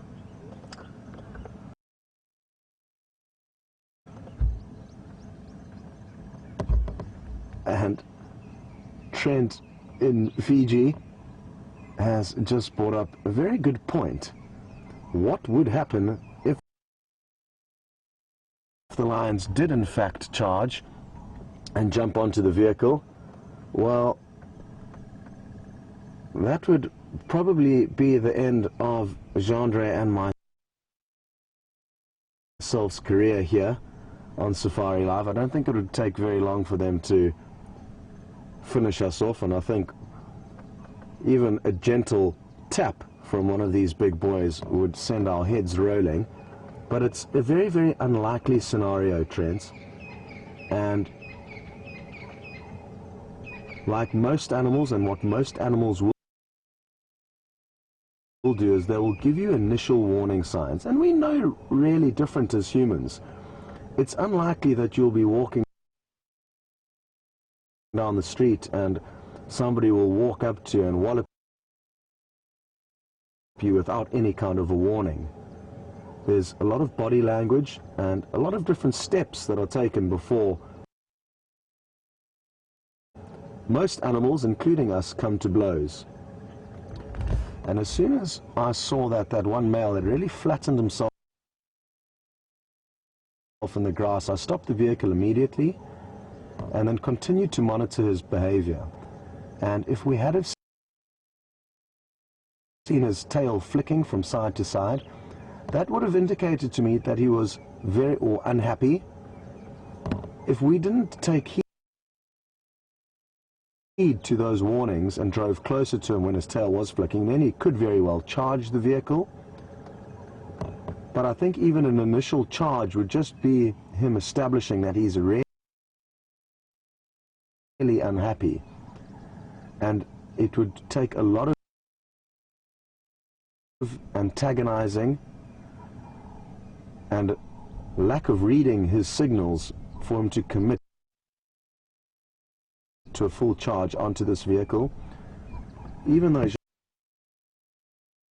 Jandre and myself are two very small beings when being compared to large lions like this, we're on a very large vehicle, and it will see us kind of as a team. So it will be able to know that we are individuals on this vehicle, but the fact that we do have this very large vehicle that we kind of are an extension of helps us greatly, and animals will think twice before attacking a being of this size. If, like you did say though, they did jump onto the vehicle, there wouldn't be too much we could do, Trent. I would probably try and open my Leatherman, which is a small multi-tool pocket knife with pliers and a few small blades on it, but that would in all likelihood be a futile attempt. I'm looking at Jandre, wondering what he would do, and Jandre said he would pull out the machete which we have tucked behind my seat, which we have for chopping down branches or trees that are falling down in the roads. Not a bad option, Andre, and actually, now that you've said that, I'm going to rearrange my water bottle so I have easier access to it. There we go. Trent, you've put the fear of these lions attacking me into full swing here, so now I've got the machete ready. I'll maybe leave it on the dashboard here for quick release.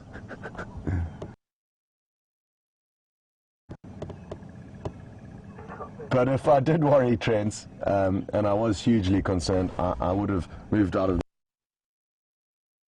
the area. There we go. Thanks, Andre, for your good idea there. So we've got the machete ready. It's very unlikely that we will use it, though. But just in case, at least we are a little bit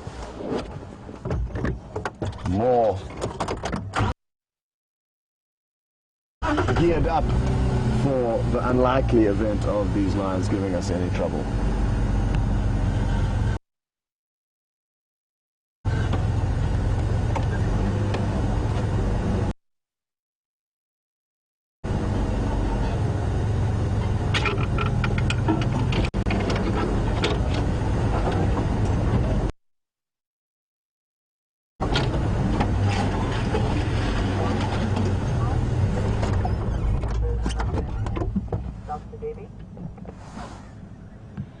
So,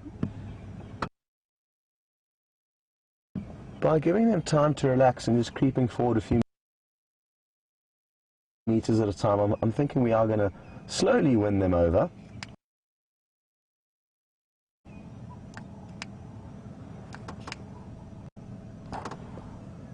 Size-wise, how do they rate against the Matimbas and the Birmingham? So, another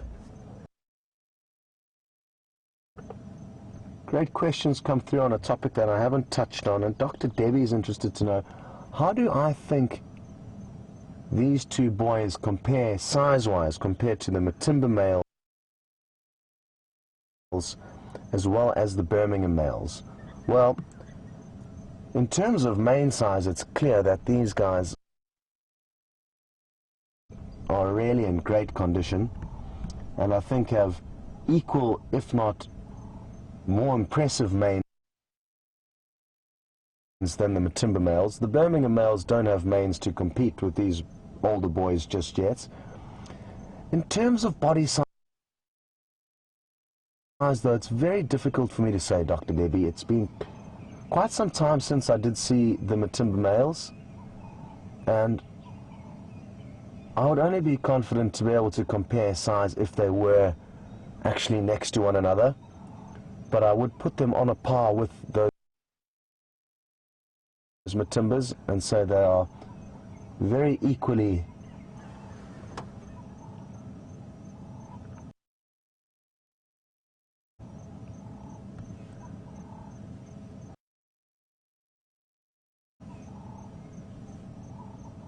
just want to look closely as he walks there. There's a little bit of a limp there, but nothing too serious.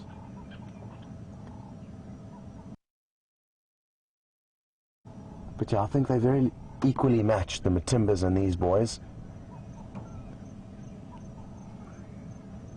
Just going to get onto the Game Draft channel and ask Ephraim for an update on how that other male's doing and what he's up to. Ephraim for Scott.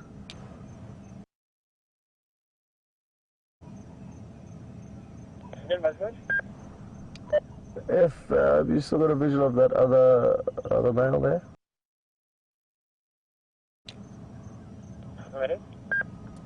Okay, where is he? They're on the western side. You see me, I'm stopping here on the western side there, between the three marula there, in the middle of the three marula.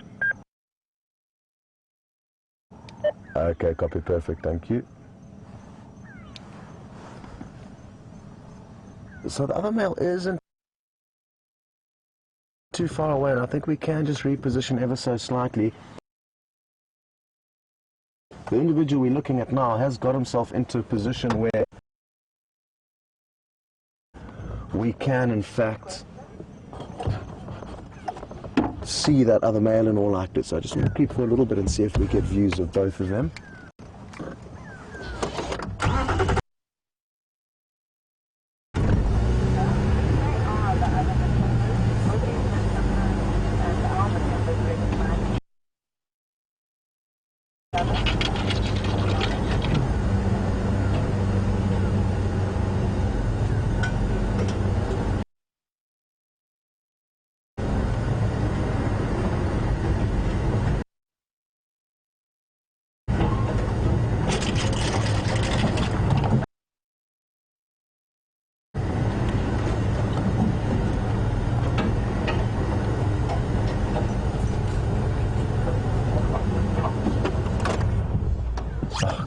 Believe it. You can just see that other male. Whenever he sees us, he gets up and moves. The other vehicles... No, I can't see any gardenias. There's definitely one around here that is giving off the most magnificent smell. It smells a little bit sort of, I guess, like jasmine.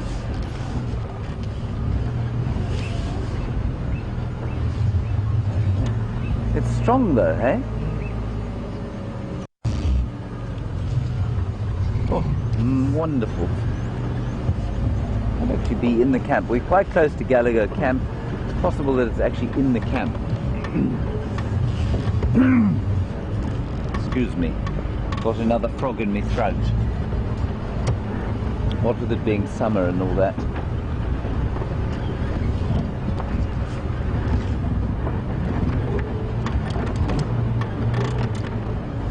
Right. Can't even track down a gardenia which doesn't even move.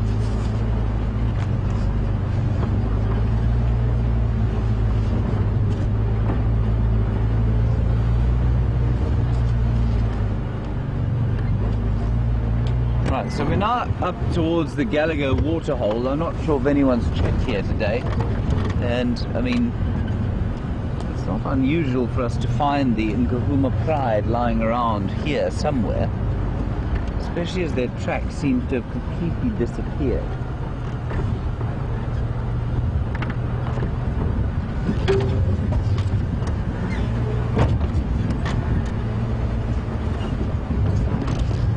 So Tula, just while we're talking about the Nkahuma lionesses, you were obviously part of the gang that was watching the Djuma Dam cam. You saw you were on game drive obviously, and you saw them trying to get hold of a buffalo.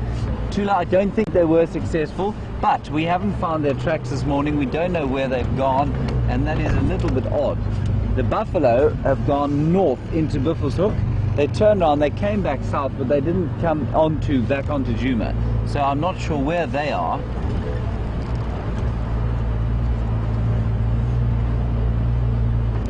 But Tula, no, I don't think they killed. As far as we know, they didn't. No lions here.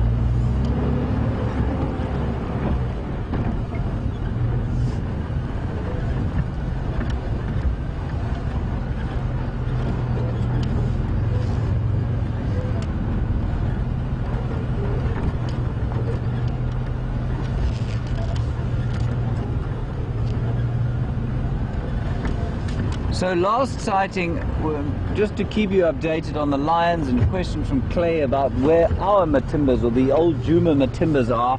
They're on Londolozi at the moment, on the eastern side of Londolozi, which borders Mala Mala, and they are, apparently they killed a buffalo, and they were eating a buffalo recently, two of them together.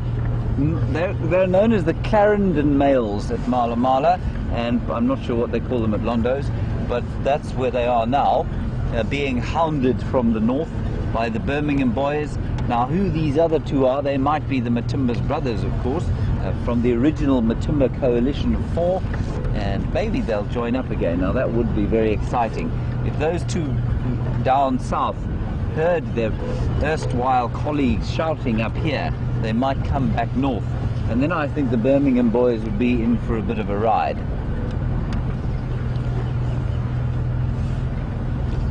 still no further lion tracks in this particular area.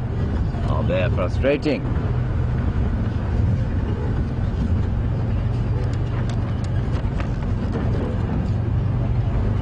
It's starting to spittle a little bit. Brian, do you think that is the universe spittling upon us, or do you think it is an African blessing of rain? Potentially both. Potentially both, yes. I don't think it's going to rain very hard, but as Brian did say, there was a slight shower predicted today, and we're certainly receiving a very slight shower as we speak. You may have noticed also that I have lost some height since you last saw me. This is not because I have become aged and decrepit, but because I have had to remove one of the blankets from underneath me and put it over me because it's a little bit chilly this morning. I have to sit on a tower of blankets, otherwise I am invisible to the camera.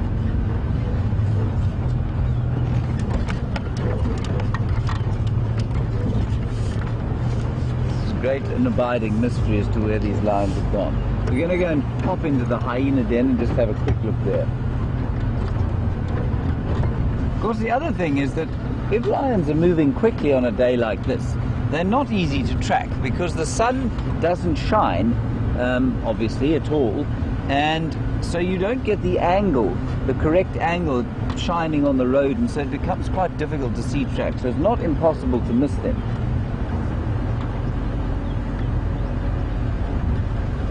They are still trying to find those males again, everybody, so don't worry about that.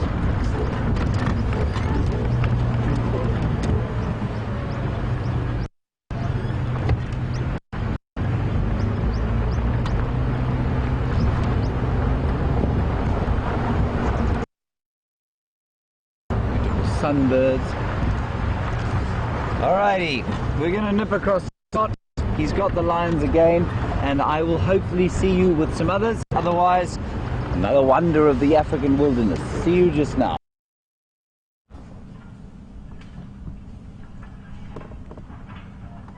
Welcome back, everyone. And we've just managed to get another visual of them, and what a perfect time it is, because as you can see, the one male here is continuing to scent mark. So these males have come here, not flying below the radar, but with intentions of letting other male lions know that they consider themselves a force to be reckoned with. And we are sure in store for some very interesting lion behavior. Who would have thought it would have got more exciting or interesting than it currently is? Just with the Birmingham males. But now two of these other males have just come onto the scene.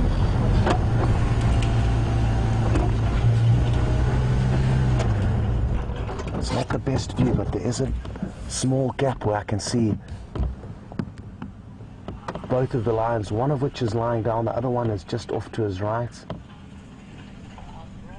Oh, but there they go. Got a brief glimpse of one still there.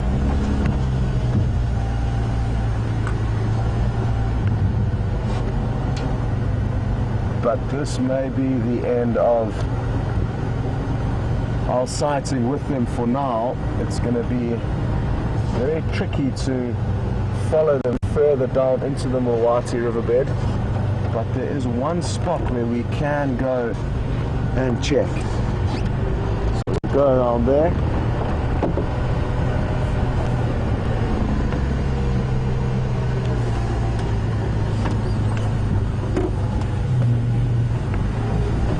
And while you were across with James, I did ask Craig and Texan if they knew or had any ideas as to which lion these could be, and they're not too sure. Craig seems to think that it's the same two males that chased Junior, the young male from the Nkahuma pride, off a buffalo kill in Buffalo's Hook about a week or so ago, but nobody's exactly sure who they are, and I'm sure we will be able to work out who they are. But for now, I just think it's so exciting that we don't know. There's a bit of drizzle beginning to fall down on us, so Jean-Andre is going to have to try his best to cover up the camera, and there may be some moisture build-up on the screen that he'll have to wipe every now and then, but it's certainly not heavy enough to make us close down the safari, so don't worry about that. I'm hoping we are going to get another glimpse of these males, but I feel that this area is just a bit too thick and their behavior is not exactly welcoming, so we don't want to cause them any unnecessary stress or discomfort. But I do just want to have one last try at getting you another visual of them. Just going to get on the radio quickly and just give Craig another update. Craig, they headed down into the Selati directly between where you and I were, where you came out there. I've just taken this little 2-track that leads down into the Selati, but I fear it's a little bit further south of where they're going to be.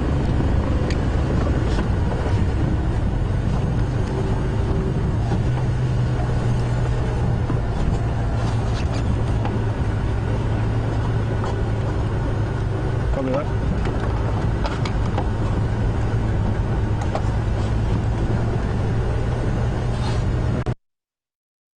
Everyone needs to hold on quite tight here. We're going down a steep drop.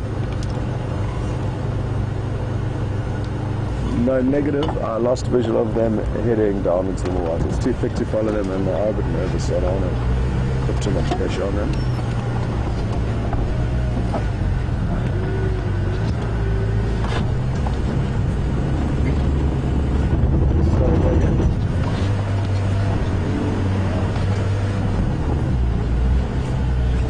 No boat.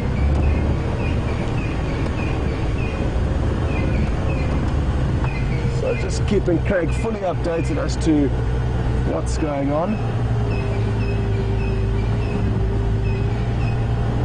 I'm not too sure how much further we can actually meander up this riverbed.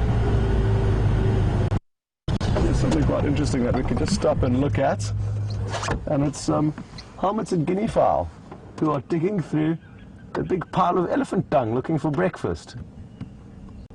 Charming. They are such pretty birds with those bright blue heads and little spotted feathers. And I'm told that some of you were enjoying an elephant sighting here with Jamie just 2 days ago. So it's 2-day-old elephant dung that they're sifting through, and they'll be looking for vegetable matter as well as little insects that will be beginning to further feed on and break down that ellie dung.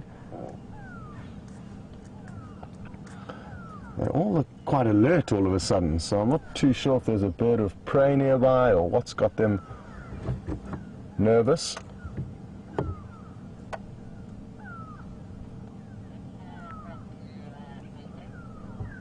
Okay, let's keep going. Let's see if we can get a little bit closer to where I last saw these lines. It's further up of where we are here.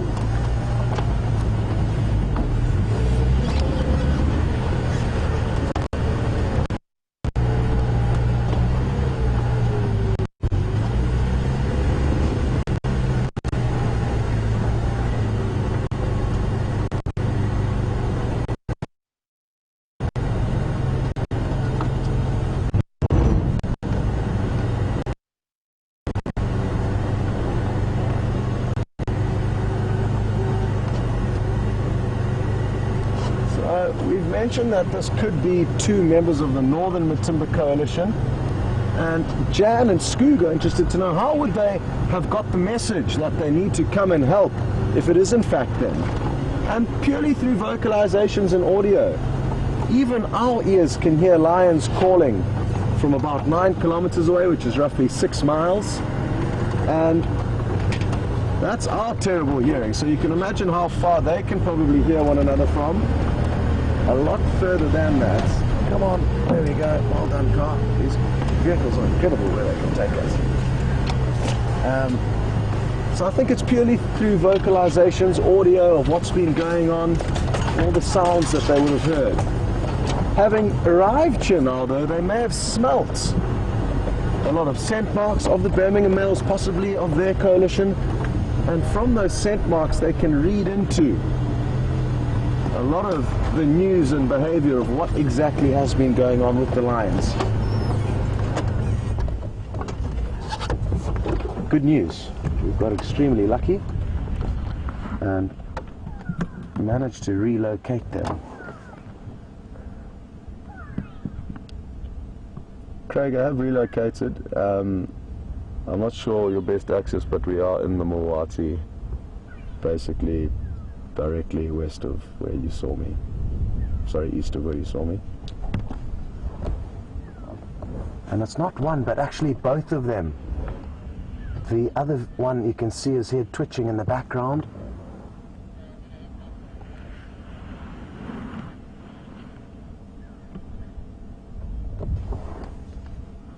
Yeah, you're either going to have to, I think it's going to be too thick for you to get in from there.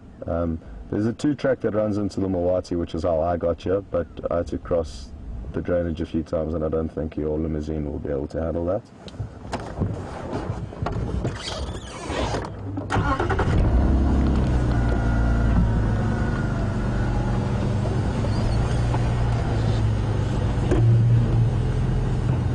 Yeah, you can certainly try that.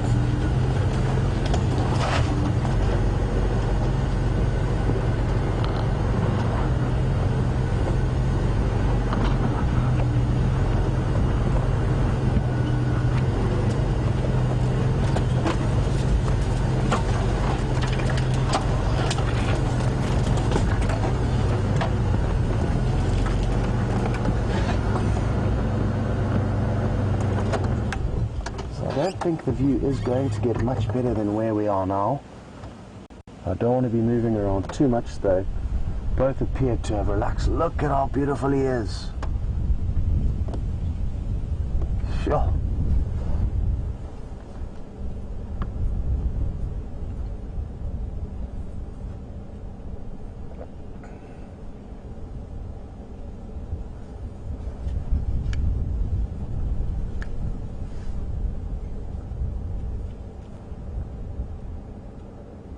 Still very alert, aware, head up, listening. Sadly, we've got no reports of where the Birmingham males could be. The 2 Madiba males were quite far south of where we are now, south of the Sand River, and they had a buffalo kill that they were busy feeding on. Yesterday, they still had a large amount of it remaining, and I'm guessing they could still be there. But it would be wonderful to know, where are the Nkuhumas? Have they reunited with the whole pride? There was 2 different bunches, one of 3 lioness last night, and other 2 lioness and the young male were seen to the west of us on Arathusa and Sibambili. He certainly does have something wrong with his hip. It's not just a dead leg, but I think it warms up as he gets going. There's the other male moving off in the background, you may have got a glimpse of.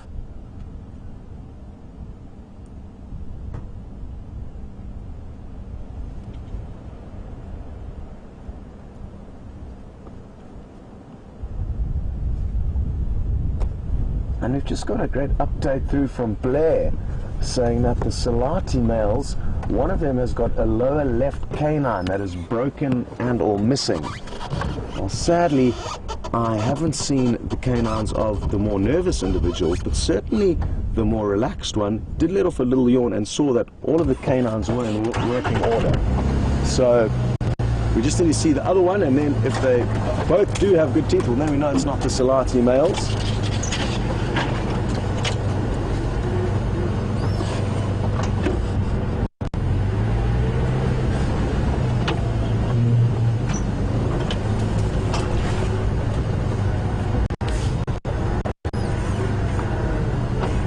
And I believe a lot of you are sending through your thoughts and ideas as to who you think these lions could be, so thank you very much. It's about 50-50, I'm told. Some think the Madimbas, others think Selatis, and by Madimbas I mean the northern Madimbas, not the 2 regular ones we're used to seeing.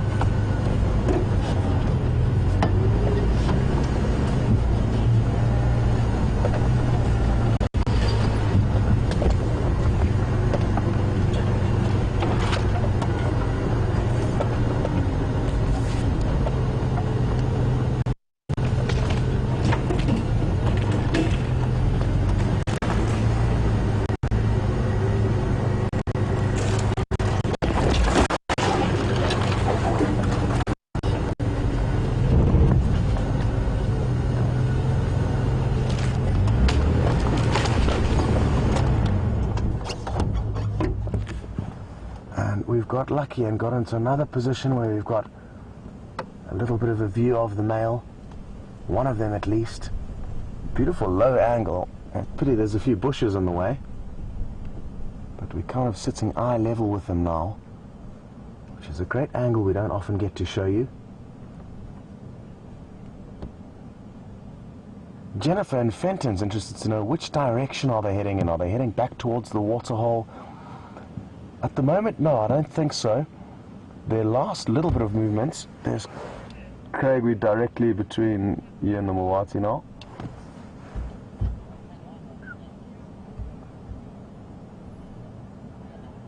Sorry, I was just letting Craig know that he's nearby. And basically their last direction of movement, Jen, was south from where they were lying down, so actually away from the Djuma waterhole.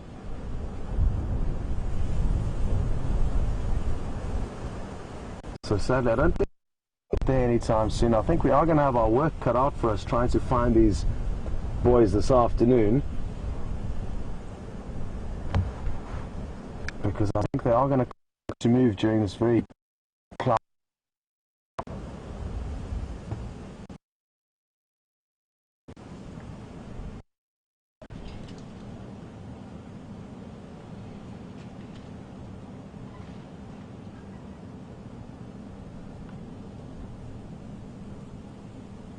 Oh, wonderful. There's another one pacing past.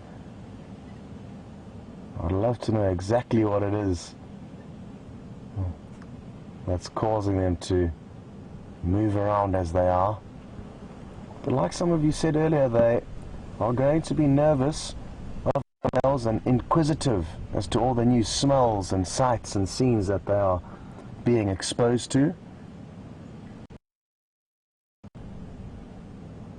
There goes Craig in the background trying to get his way in here, but in his long vehicle he's not having much luck, sadly.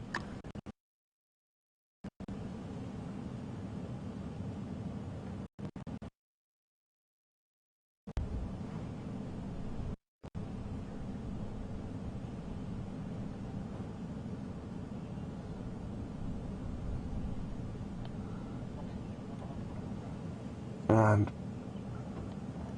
back to the kind of injury or problem with the back left leg of this one male, the more relaxed one. Remay and Nancy have both pointed out that there doesn't appear to be quite enough muscle on that back left leg. It looks a little bit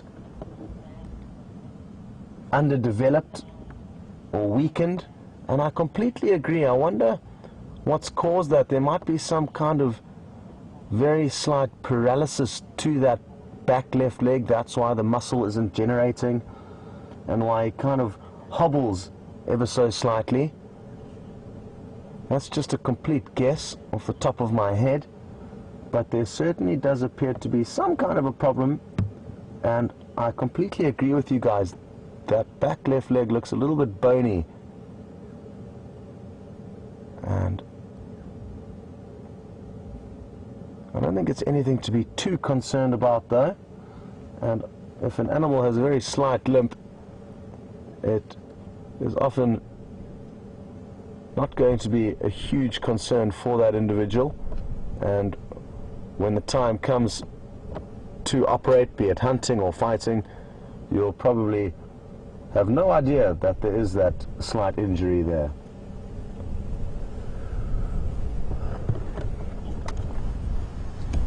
Can you see where that other one went, Chandra? No. So we don't have the best view here. We can't go forward much. So I'm wondering if we should go back or try and go forward a little bit more. Let's try and go forward a little bit more.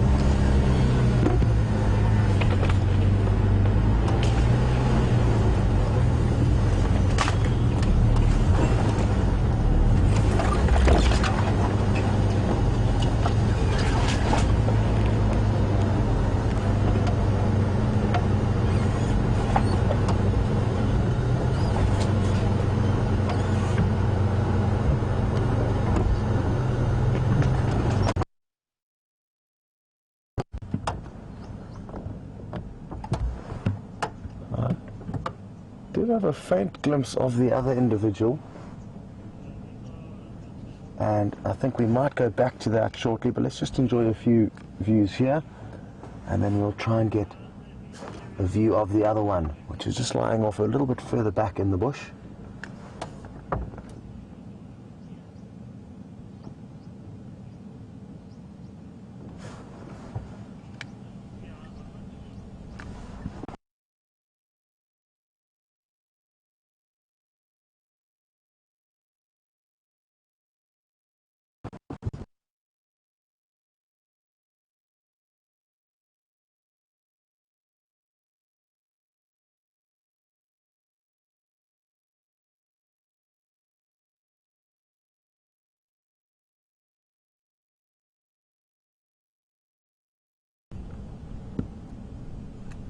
No, apologies for the lack of picture, but it should pop back anytime shortly. And Cindy's just asked another good question that we haven't touched on yet, and that is whether or not I think these male lions could be responsible for killing some of the lioness that have been attacked over the last few weeks and months. And most certainly a new coalition coming in, be it the Birminghams or these two males, any new coalition will very often kill lioness as they come in marauding through any area. But I think most of the animals that have been killed have, well, lioness rather, James, just to let you know that have actually been Madiba is for apologies, the radios all of a sudden started coming through here, which is strange.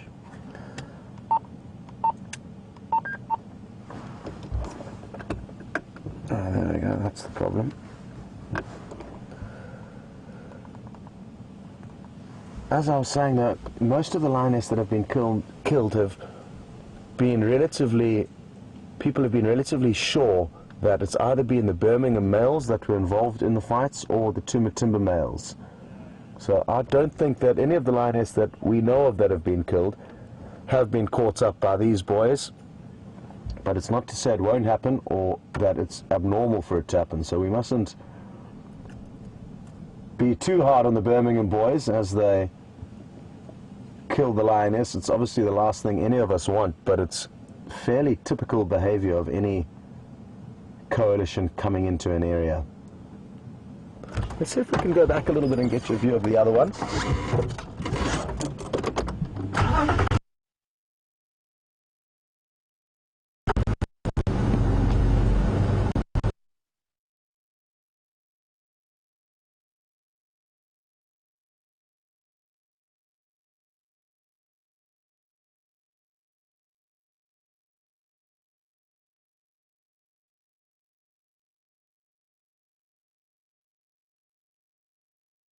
Oh, it's better, eh, genre?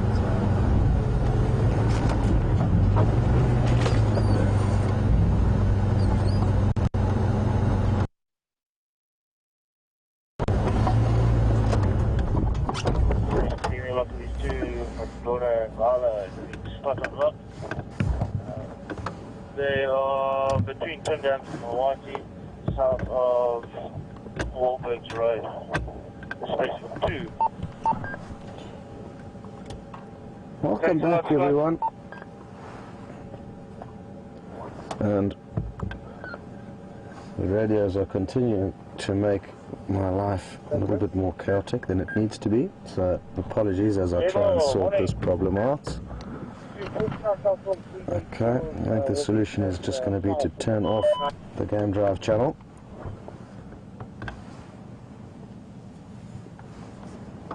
And look at those eyes staring back at us. It's going to be a scary process trying to find these boys on foot if they have moved from here this afternoon. That's for certain, as there is a strong chance that, especially in this thick bush, they may let off a rumbling growl as you approach too close to them on foot. But interestingly enough, a lot of the time, even the most nervous of lions, being nervous of vehicles and humans, will run when they see us on foot. But in thick bush and windy weather like this, you can startle animals, and it's when you startle them that they sometimes feel the need that attacking is their best solution. But most of the time they will flee.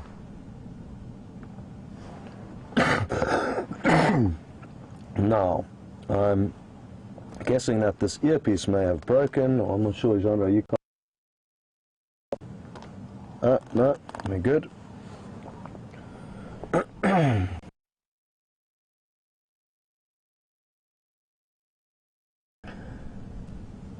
And two males like this could quite easily cater for and service 3 or 4 or 5 different prides of lioness.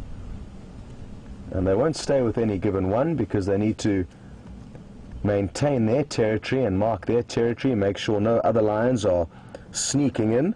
And that's a full-time job, moving around, making sure there's no intruders. And as they move around monitoring their territory, they will also be making sure that all of the lioness are okay, and more importantly, if any of those lioness are actually in season, so that they can mate with them. So most of the time males will actually be alone or with other males of their coalition, and not necessarily with the females unless there's good opportunities for mating and or an easy meal. The males will typically be off continuing to monitor their territory. But I certainly do think that these males could create a presence here and become locals, and if they do, then the Nkuhuma pride will naturally slot into their territory.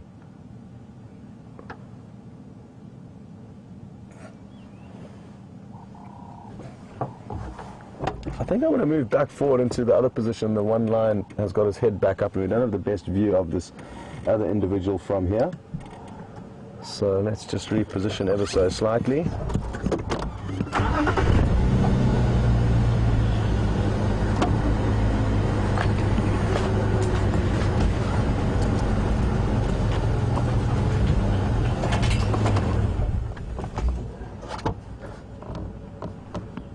One last view of this male peering down at us, and aren't we so fortunate to have been able to spend time with them this morning. The good news is that James is desperately wanting you guys to all jump onto his vehicle, and he's found you something else that may be very exciting. So enjoy, and we'll be here when you get back.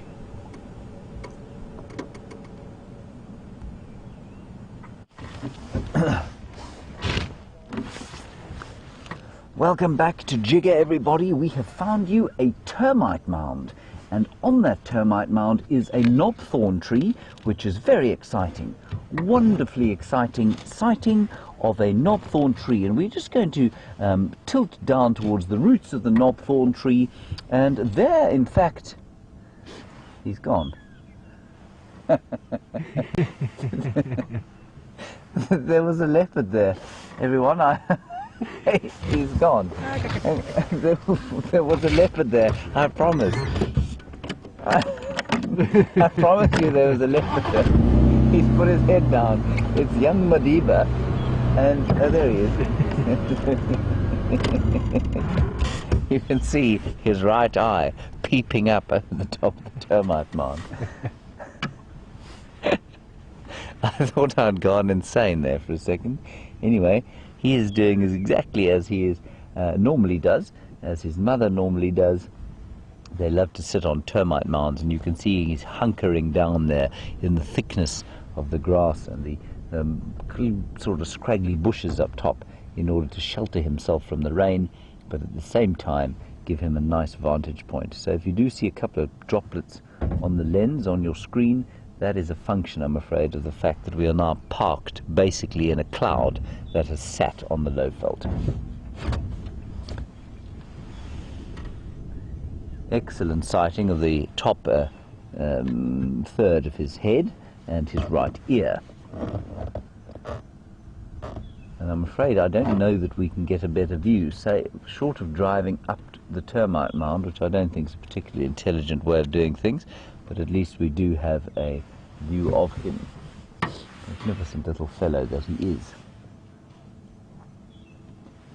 And he'll be constantly up and looking around the place. He was not far from here last night, watching the lions and trying to attack the buffalo. And of course that would have been an interesting and slightly scary experience for him, I'm sure. He would have been a bit nervous and very aware of where those lions were. I do find it quite interesting though. I don't know where Shadow is. I don't know where she left him. But the last time we saw her with him was a long way from here, you know. She was way down towards the Arathusa airstrip, which is a long way south of where we are now. I don't know if he's moving or just gone to sleep. He'll roll forward. There he is. Stuck his little head up again. He's not going anywhere. I think he's going to remain there for much of the day.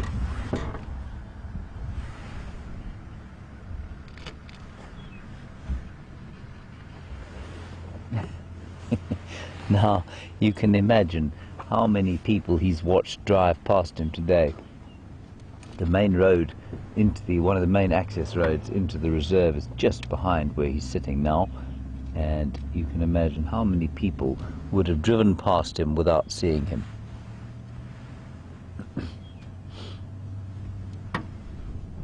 I've learned to actually find his outline specifically from him, because he looks like a leopard, of course, but he sits on termite mounds a lot, and so I look at termite mounds whenever he's around an area, and you just look for the shape of those ears sticking up over the vegetation. That's how I spotted him earlier today. Although he was found, we did know, in the general vicinity. It's a spectacular sighting of 2 spots now.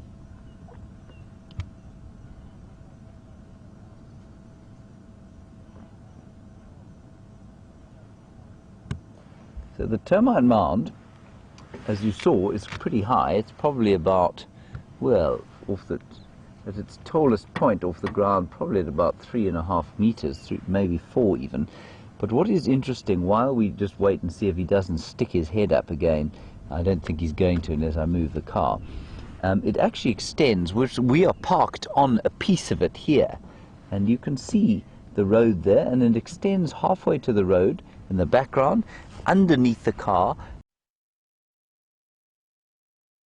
and another sort of 10 meters off to the right hand side of where I am. It is a massive, massive underground construction that where you can see everywhere where it's clear, where the grass is green there, that was once part of this termite mound.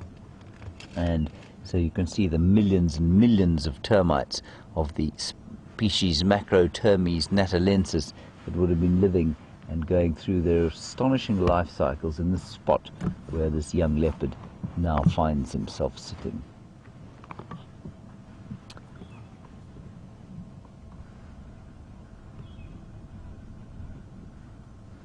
We might try one more attempt at a relocation. Brian, should we go back again slightly, or do you think this is about as good as it's going to get? I think this is as good as we're going to get. Maybe I could just go around the side and click, you know, toss a stone at him, see if he doesn't lift his head. You could try and tweak his tail. I could. I can't even see him in there. Anyway, I don't know where his mother is, like I say. She has been, well, he's just been moving further and further away from her, which of course is very early for him to be doing that as a young male leopard. But, like I have said a few times before, I have yet to see this leopard thin. I've yet to see him without a meal in his belly. So I think regardless of whether she's helping him or not, he is managing to feed himself, and that's wonderful.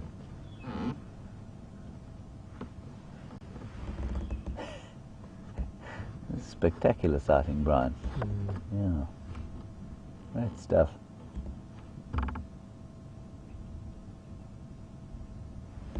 I'm going to try and just do a little loop around the side, just for the sake of trying it.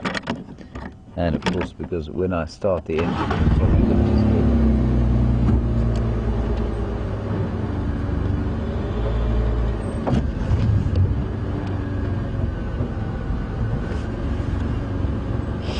I'm just going to get hold of Scott. He's struggling to talk to Nikki, as you know, on the on the comms from our final control. So I'm going to hail him upon the game drive radio, and then you can go back and have a look at him.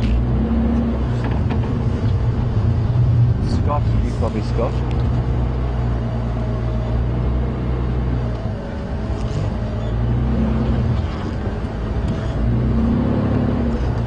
Big hole here out of which a warthog might shoot. Scott, do you copy, Scott?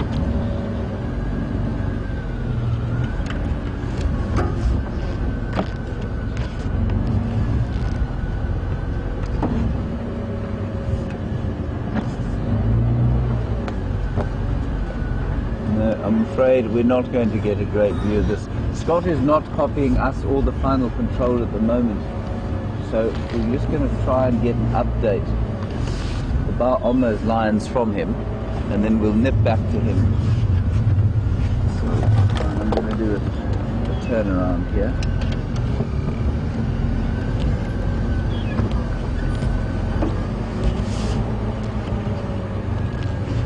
What's that?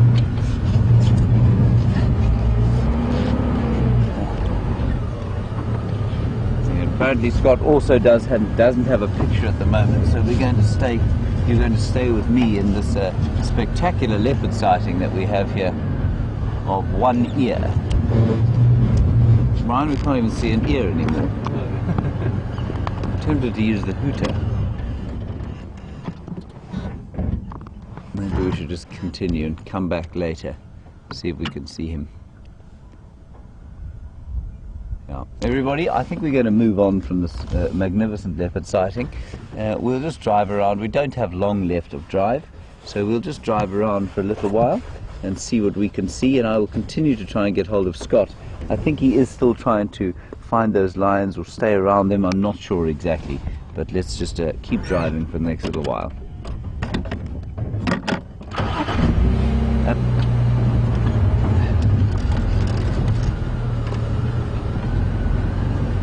Bye-bye, Madiba / Sindila. Thanks very much for that spectacular look at your top ear. We got him. Now, Sharon, you're not asking about a leopard, and that's because we could hardly see him, but that spectacular mound, you say how many years for it to get that big? Sharon, I don't know exactly, but I'd say at least 100. At least 100 years of continuous occupation, so the Queen would probably have been replaced many times. The Queen can live about 15 years, so she would have been replaced many times for that mound to have got that big. I mean, it really is astonishing. When you come, I don't think you get quite this full picture of it on the screen, but we get, you see the mound coming out of the ground, but when you actually look down and see the extent to which it goes, and I mean, I'm sure over the course of the years it's probably eroded down as well. So, I mean, a huge amount more sand and soil has been piled up onto it than you can actually see now over the many, many, many years. But I think at least 100 years, Sharon. You can see now the light has dropped. That I don't think has anything to do with the solar eclipse, partial or otherwise, that's been going on. I think it's purely to do with the fact that we are now basically parked in a cloud. Goodbye, Madiba.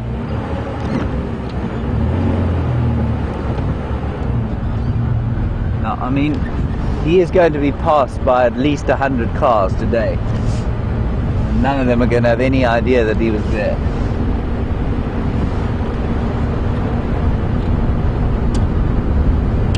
Ooh, Brian. Quite a lot of rain. Please excuse the spots, everybody. That is Brian trying to protect the lens. It's not working very well. It's not working very well. Difficult in a squall like this.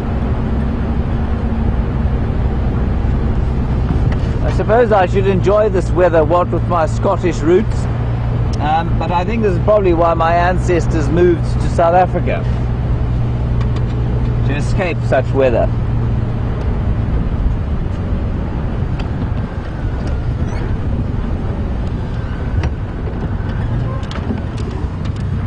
Alright, we've got good news. Scott is back sort of online-ish maybe. We're going to leave you and thank you very much for all of your comments and questions today on an interesting drive, mysterious lions and wonderful elephants, and at the end lovely Sindila. Thank you Brian very much, thank you the thumb, and a big thank you to Nikki and Tara in the final control, and of course to Scott, to whom we are going to link again with Jandre.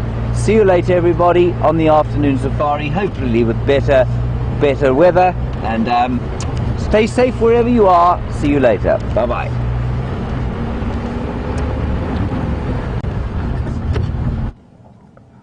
Welcome back everyone, and it sounds like Sindila is teasing everyone this morning.